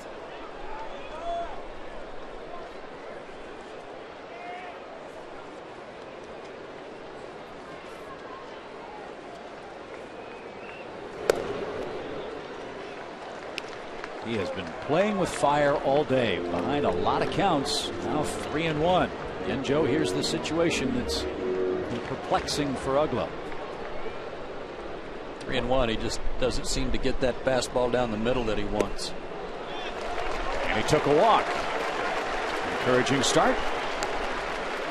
Third leadoff man allowed by Halladay. It's also that 6th inning and that little note I was telling everybody about the opening comments that I thought was very interesting today. What I read, that he's pitched 6 or more innings in 58 straight road games, and that's second only. It's the only kind of streak like that since Walter Johnson, the big train, back in 1911 to 1915, when he had 82 straight such starts on the road.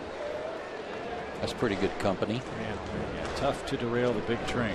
Yeah. Here's Hinske. He's ahead in the count. 1 ball, no strikes.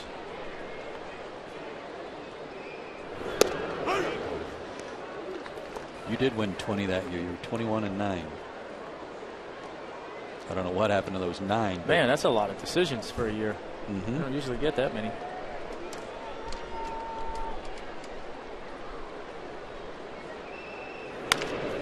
Little looper. Uggla runs the bases well. Turns the corner. He's headed to third. He'll dive in safely, and here we go again. First and third, nobody out. I said this a couple of nights ago, and I'll say it again. It's going to be hard to get Eric Hinske out of the lineup. I don't care if he's hitting broken bat singles or Ric Flair's to right. He's getting his opportunity now, and he's making things happen. And like I say, if there's any question health-wise with Jason as to whether or not he's ready, the way Hinske's playing, you might as well give him the extra day. Yep. You got to have contact here. Got to have contact. Got to, at the very least, tie this game up right here.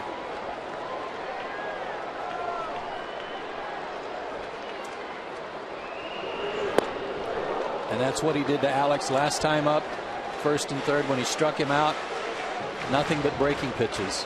Well, he knows Alex in this situation. Obviously, he's going to be anxious to try and drive that run in. And he's, like I talked about earlier, as far as he's concerned, it's 0-2 the minute he steps in there.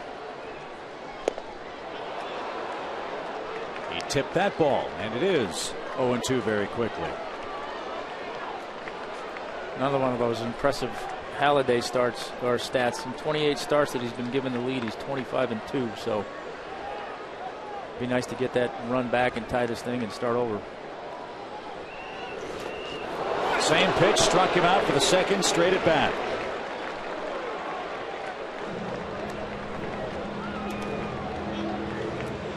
You know, and that's where you got to give some credit to Halladay too, right there, because virtually the same situation as the last at bat, and pitched him virtually the same way he did the last at bat. And I know sometimes as a pitcher, you get in that situation, you think to yourself, man, I can't do the same thing I did to him last time. He's got to make an adjustment, and sometimes you outsmart yourself. Halladay didn't. He stuck with his game plan. And he had a catcher that he knew he could throw the ball in the dirt to, who would block it. Nicely done by Ruiz. Freeman hits a high fly to left. That should be deep enough. Ibanez, not a great arm. There's the catch. They'll concede the run. Freeman, an RBI, ties it 2-2.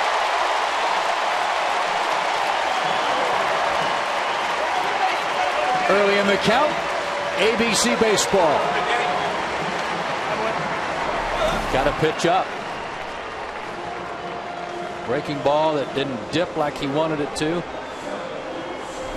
And it looked like Freddie was looking for something middle away, maybe just to do what he did with it. Good job. By the way, Freddie Freeman in his young major league career has 3 RBIs against Roy Halladay. And there's a shot to right off the bat of Brooks Conrad. And that retires the side. Dan Uggla scored 2 runs. Freeman's driven him home twice.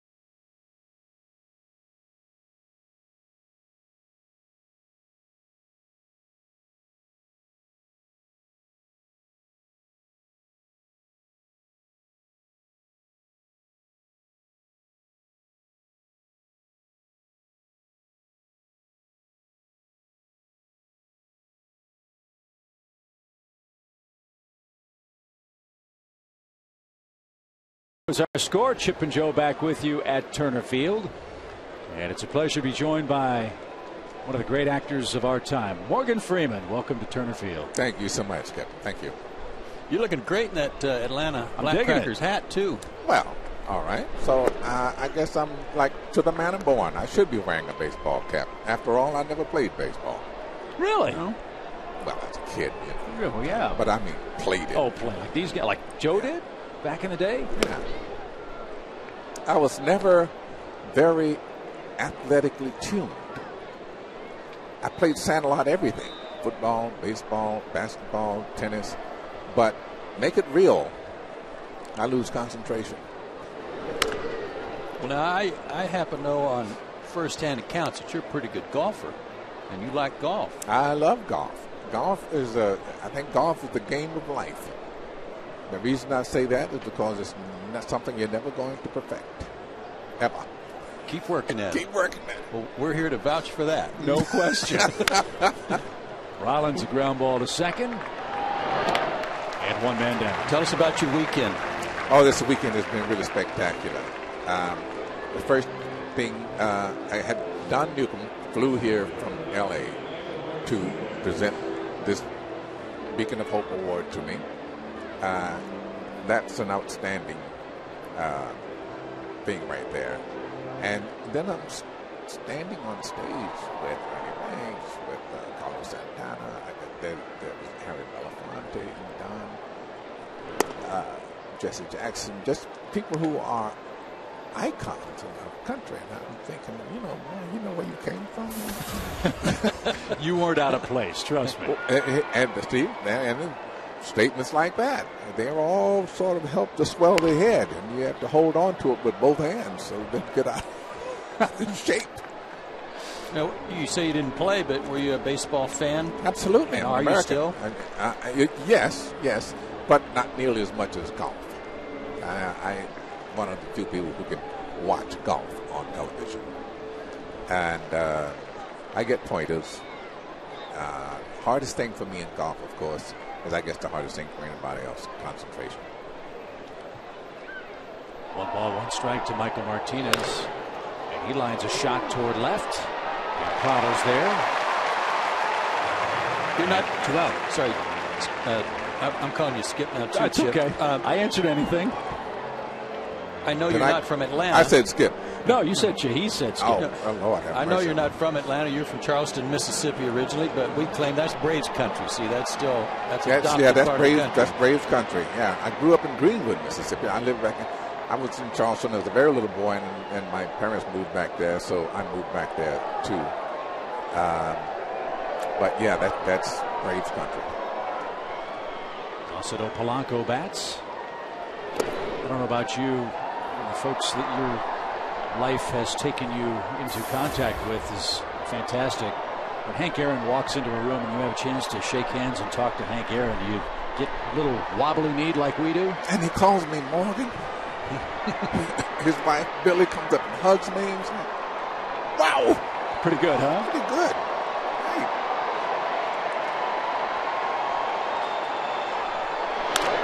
Little ground ball. Hudson's through 7 in a tie game. Mr. Freeman, our honor to have you here. My honor to be here. Thanks for joining us. Morgan Freeman. Thank you, time to salute America with God Bless America at Turner Field in Atlanta.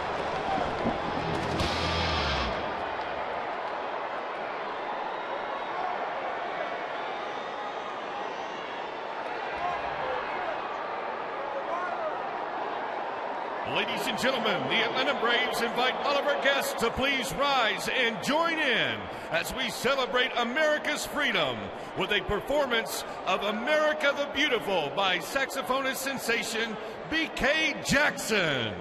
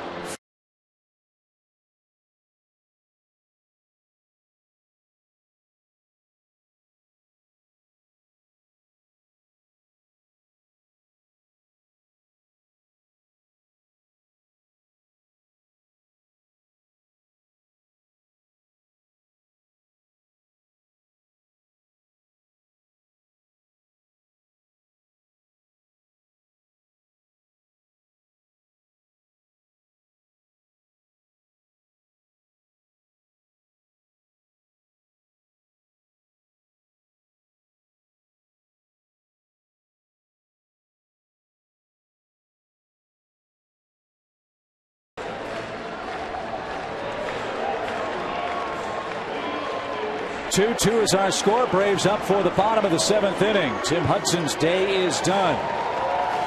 He'll be taken down after 7 innings of 2-run baseball. And it'll start with pinch hitter Deory Hernandez.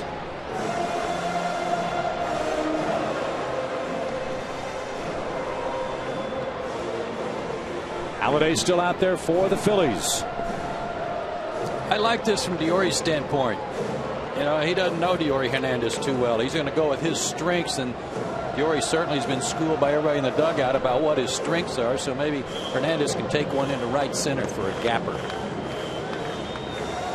Well, they're giving him the gap over there. There's plenty of room.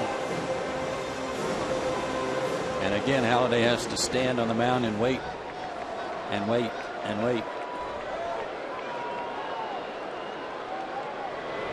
He also had an extended rest with God Bless America. So let's see if that has an effect. As you see, our Delta Airlines on deck hitter is Martin Prado. He'd love to hit with Hernandez aboard. But a comebacker for the first out. That was headed for the gap, I swear. If it just he's too tall.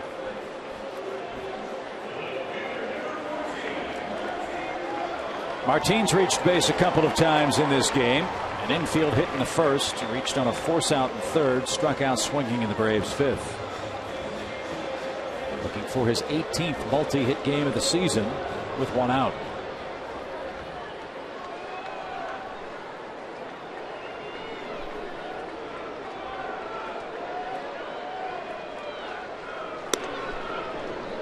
You mentioned those numbers earlier today, Tom, about his record against the National League East.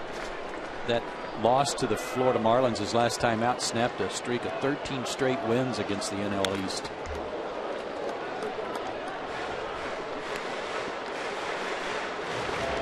And there's a Philly, not too shabby. Man. I say you just look at some of the numbers that he's put up over the last few years, and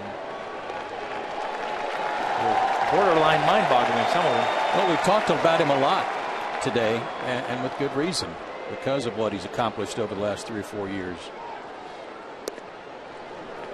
And it's always fun, I think, as a fan who never played the game, to speculate and wonder, am I seeing the start of, or the finish of, or the middle of a Hall of Fame career? I think you've got to say that about Halladay at this point, don't you? He's definitely put himself in that discussion, no question about it. Now, is he there yet? I don't know. If he continues to do what he's been doing the last 3 years for the next 5 or 6 years, absolutely. Yeah. And he just walked Prado on a borderline pitch. Martin aboard for the 3rd time. And now Nate McLouth will hit. He's off today, guys. I mean, there's no question that he's pitched behind in the count a lot. He's walked a couple. He only walked 9 guys all year. Guys, Sherwin-Williams painting the corners just off. Good call again by Paul Emmel. Yeah, his walk to strike ratio is off the charts good. 9 walks, 66 strikeouts. I mean, that's just, you know, you're looking for a 2-to-1, let alone a 6-to-1. Runner goes, and McLouth fouled it away. Only 12, make it 13 of 29 first pitch strikes today. Which, you know, again, we've had that discussion. I don't. That to me is an overrated stat, but you expound upon that. He's walked more guys today than he typically does. He's gotten a three ball strikes on guys today more than you typically see him do, and certainly that starts with getting behind early. I think it's just reflective of his day today, not so much a a broad brush of it being something that's going to cost him. It's just different for him because he's pitched behind the count so much today.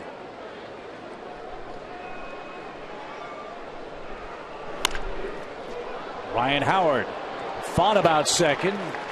May have had some trouble getting it out of the glove. Not sure. I've been told that he's got, I don't want to say the yips, but he doesn't like to throw to second. Really? Yeah. That he will if he's a little wide of the bag. Like if there's runners at first and second, he's got a shorter throw, but he doesn't like making this throw. That's how you keep your error total down, isn't it? Howard hasn't made one yet. Well, that's a break for Atlanta. Puts a go-ahead run in scoring position. And now Halladay will have to pick his poison. He's got McCann in the batter's box. And he's got Dan Uggla waiting on deck.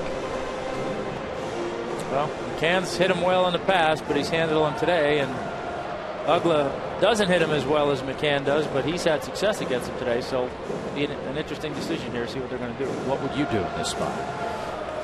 Well, I think it would maybe be one of those don't walk him, but don't give him anything good to hit kind of at bats. You know, see if you can get him to chase something. If you get behind him, then put him on. You wouldn't even mess with him, John? Nope. 4 wide ones. First pitch. And it worked out for the Phillies. McCann grounds out. And we've completed 7. Masterful pitching by Hudson and Halladay. And we're tied at 2.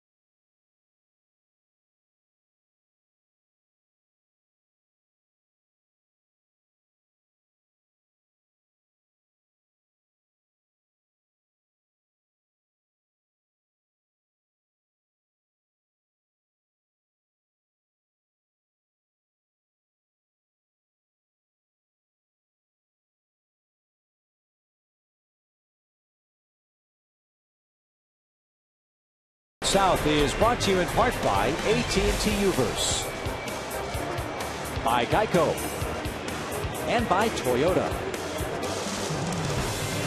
8th inning now in Atlanta of the civil rights game, tied at 2. Braves have made the AT&T call to the bullpen. Tim Hudson out after 7 innings of very effective baseball, and he'll give way now to hard-throwing left-hander Johnny Venters. Johnny was in last night's game, pitched 2/3 of an inning. He hit Carlos Ruiz with a pitch, got a ground out and a line out. Only 2 earned runs allowed in his 22 innings.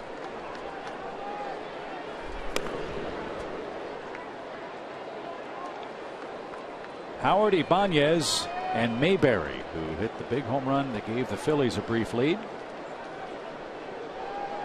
Again, the Braves shift.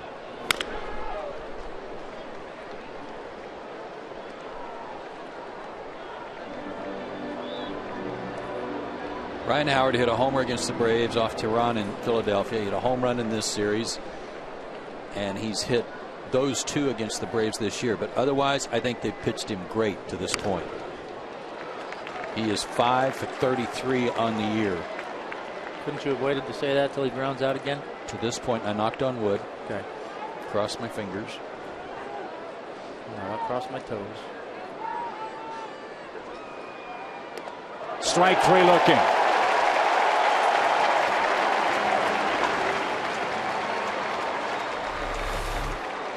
I felt pretty good saying that with Johnny Venner's pitching. Yeah, I don't blame you.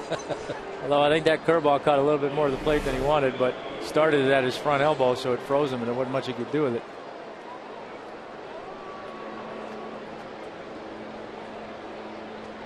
Banez has been handled by the Braves too. He's 0 for 3 today. Well, it's like Joe and I were talking again before the game. It's hard for me to imagine this guy would ever go through an 0 for 35 streak, as good a hitter as he is. That's what it was. Now it's a 17 for 42 jaunt the other way.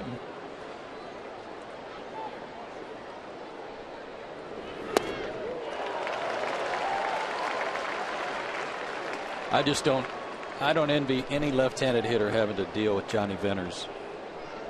I don't know what you do. I don't know what your game plan is, because I'm not sure he knows which way the ball's going to move. No, he doesn't. Like that. Like that. You start getting a little bit comfortable and hanging out over the plate, thinking, all right, he's going to go back out there, and you get one of those. Got to hang loose. Just ask Prince Fielder.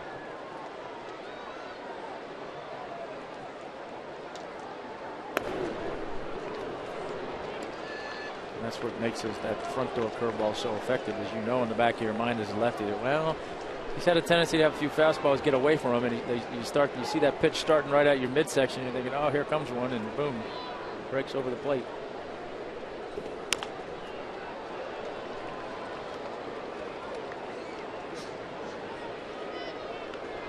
Two-game swing for the Braves and Phillies in this ball game. If Atlanta wins it, they'll be 3.5 back. Won't see the Phillies until the last 3 games before the All-Star break in mid-July. The season series tied 4 games apiece. Sunday hop for Freddie Freeman.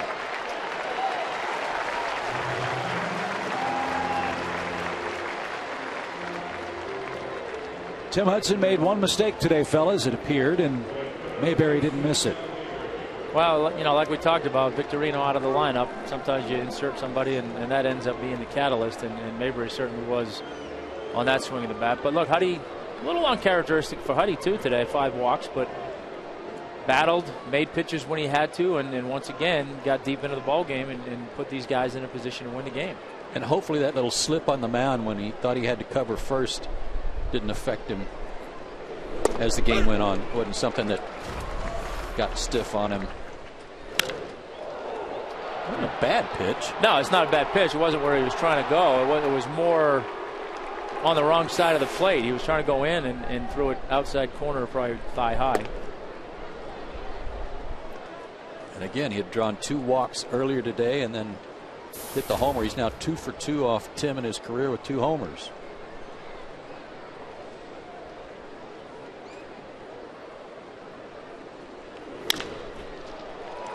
Brooks Conrad. Nice play.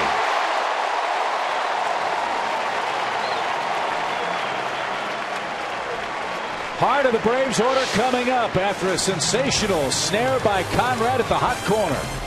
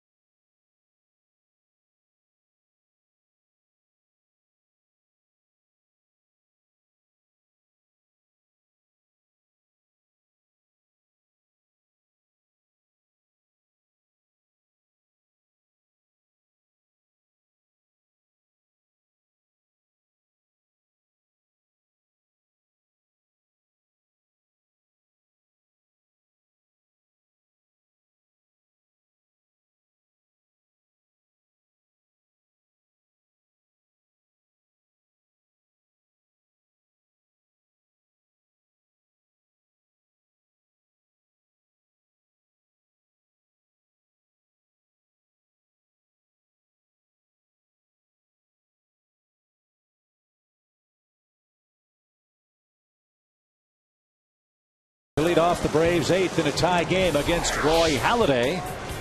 And we'll wrap up the series with the Phillies and welcome the Astros to town tomorrow night. In Atlanta, it'll be on Peachtree TV. Outside Atlanta on Fox Sports South. The Praying Mantis and the Astros come a-calling. Joe and Tom will have the play-by-play beginning at 7 o'clock Eastern Time.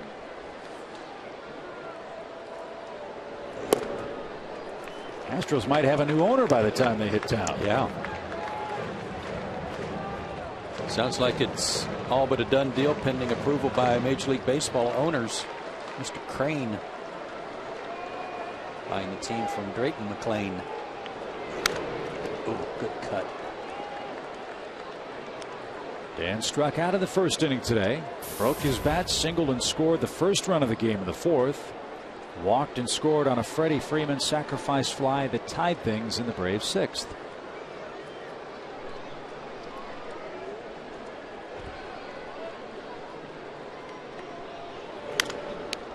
When you went over scouting reports on guys, Tom, and you saw who's hot, who's not.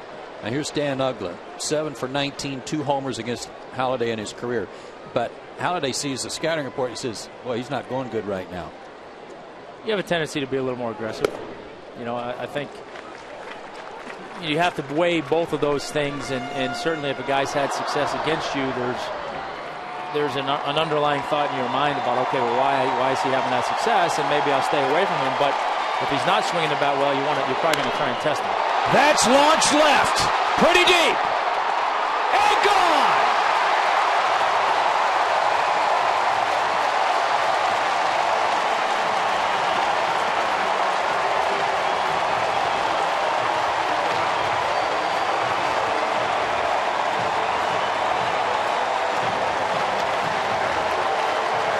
We said earlier that it might be kind of odd that Roy Halladay would be the guy to get Dan Uggla going. That broken bat, base hit. But how about this launch? Toyota play of the game.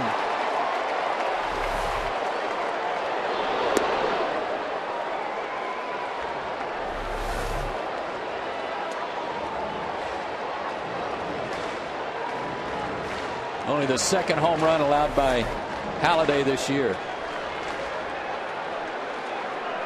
So the Braves a 1-run lead for Eric Hinske. Eric, a couple of singles today. Well, Uggla's led off the inning 3 times today. He's got a single, a homer, and a walk. Maybe we ought to think about moving him to the leadoff spot.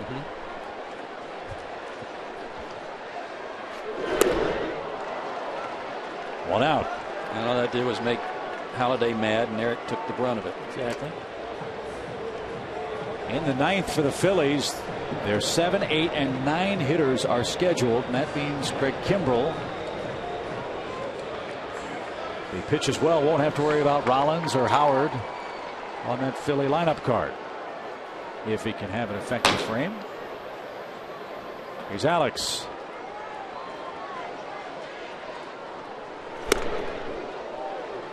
Well, Halladay's loss last time out against Florida was his 11th complete game lost over the last 5 seasons. So he's the leader there. Wow. So we certainly have an opportunity to add to that number today. That's a little pop. 2 out. They've got Vance Worley up in their pen, and he's ready to go. As a manager, I think you'd almost have to consider, after the Braves get the lead, get him out, save him an inning or 2. You know, he's at 100+ pitches, I think. And I'm not trying to say that he's done today. I mean, he's pitching great, but by August or September, if you save a few pitches here and there, make a difference? Maybe, but I'm just thinking that if Charlie or whoever comes out there to try and take him out right now might get in a fist fight with him, because he's probably going to say, look, I've gone this far. Let me get one more crack offensively to see if I can win this thing. And that is number 115.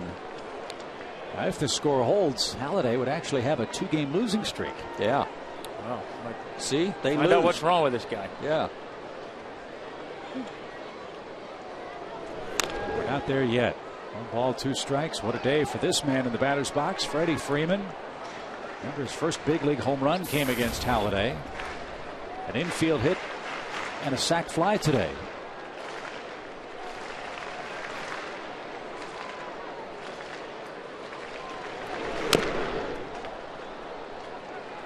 Dan Uggla's home run leading off the inning, of course, a solo shot. He's hit 7 homers now, guys, and 5 of them have been solo.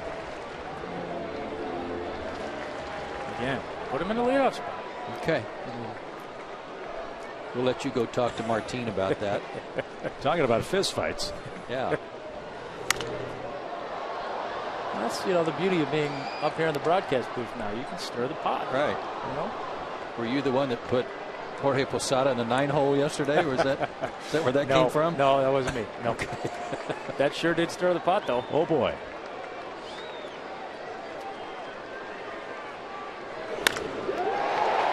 Hard hit ball, but right at Martinez, and that retires the side. Dan Uggla with a leadoff homer in the bottom of the 8th inning. 3 outs to get. Atlanta 3, Phillies 2.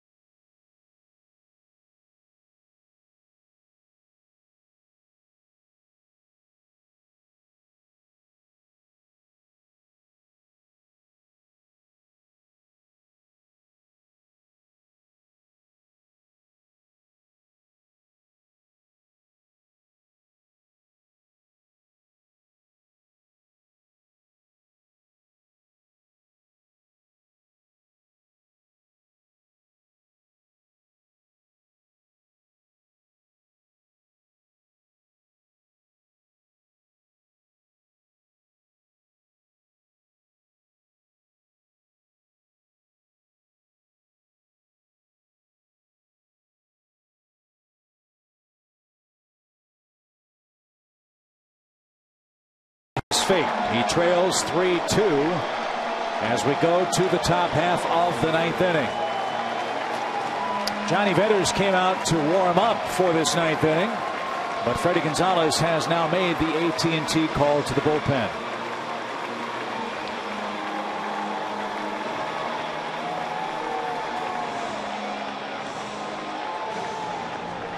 Francisco was announced as the pinch hitter, and that was all that Freddie Gonzalez was waiting on. Pete Orr was scheduled to hit, so as soon as Francisco was announced, Kimbrel gets the call.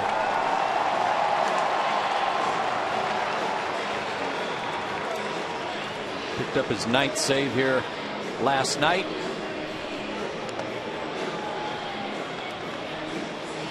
Walked a batter, but struck out 2. No adventures in this 9th would be nice in a 1-run game. Jason Hayward also checks in.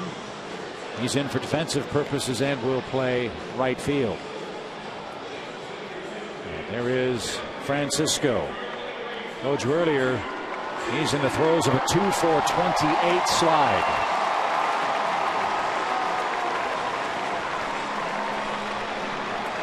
That's when you're a player and you're in the clubhouse and you're up there icing or whatever, and you hear that stat, you're like, God, be quiet.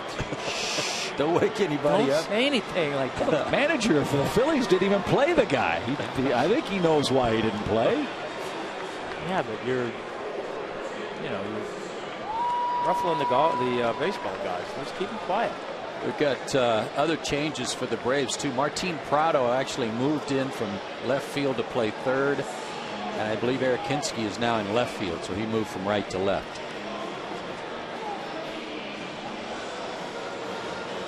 So new outfield alignment for the Braves. Hinsky, McLeod, and Hayward left to right. Prado at third. Kimbrel to pitch. Francisco, who's red hot, there you go. Leads off the night.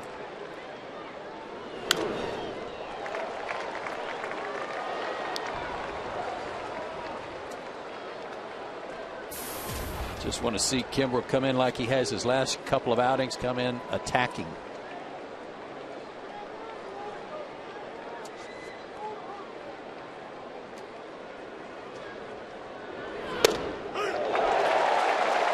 That's tough to hit. 97 at the knees. Good combo.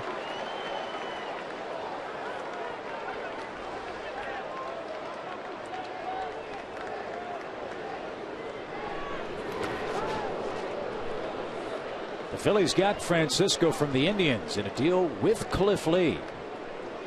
For Carlos Carrasco, Jason Donald, Jason Knapp, and Lou Marson. That was at the trade deadline 2 years ago. He's 29 years old, out of Anaheim, California.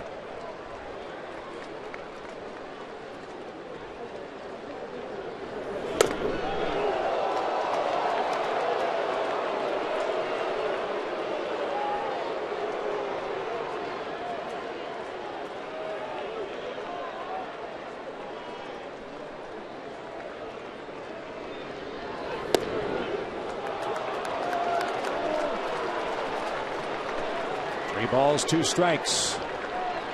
Your best Sunday pitch right here.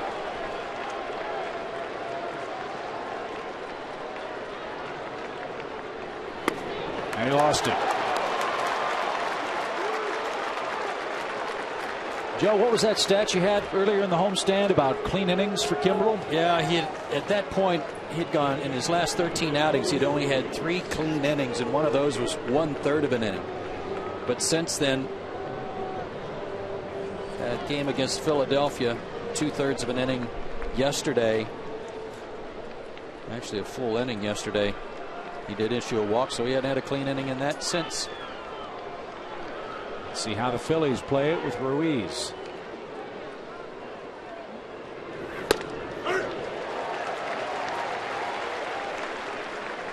Ruiz was 0 for 26 until he singled in the 3rd inning. He's bounced out and was walked intentionally in his other plate appearances.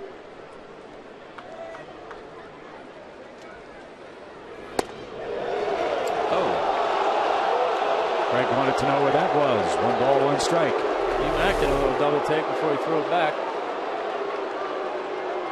Sherwin-Williams painting the corners, and it looked like it caught a little of that corner. It's hard to imagine that pitch didn't catch some part of the plate. Yeah.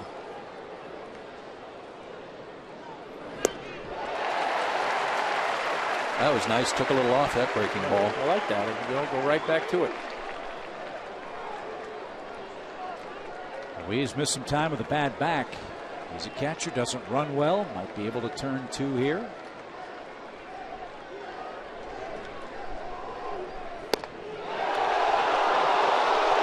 That was close.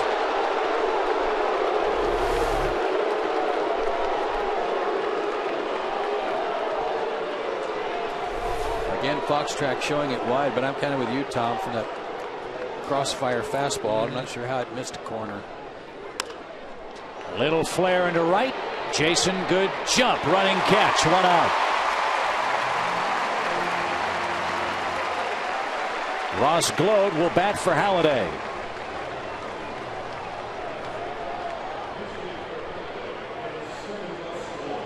This guy's their version of Eric Hinsky. He may not quite have the pop that Eric has off the bench, but he's real aggressive, and he'll be hacking early in the count if he gets something good to hit. Well, you know, the fact that he's real aggressive, you couple that with, generally speaking, coming off the bench as a pinch hitter, you're ultra aggressive. So See what they go with first pitch here.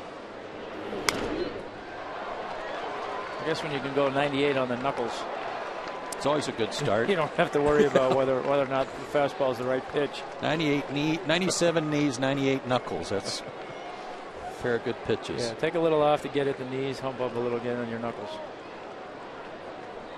Load 6 for 20 in a pinch, has not hit into a double play yet.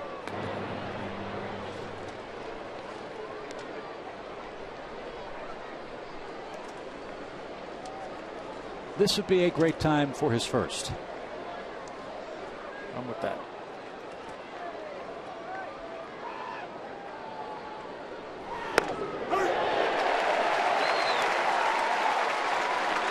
Must be nice to take a little off and still throw 96. Yeah, take a little off, hit the outside corner. Well, he's adding and subtracting to his fastball. 96, 97, 98.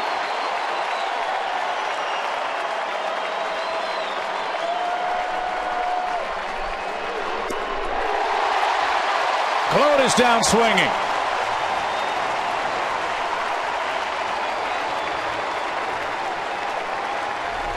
Back foot breaking ball. And when you got to guard the plate on a fastball behind in the count, you got no shot there. No shot of hitting that pitch.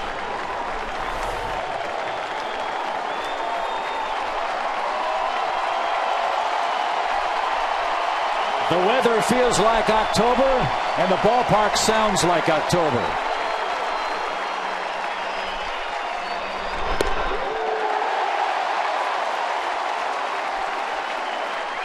You got to be careful with Jimmy. He'll look for a pitch inside right here that he can ambush you a little bit and try and hit one in the bleachers. So you're going to go in. You got to get it in there. All you have to do is look at his stance, and he does it right-handed too, but especially left-handed. His toes are right on that inside line. He crowds the plate as much as anybody. Doesn't matter who's pitching.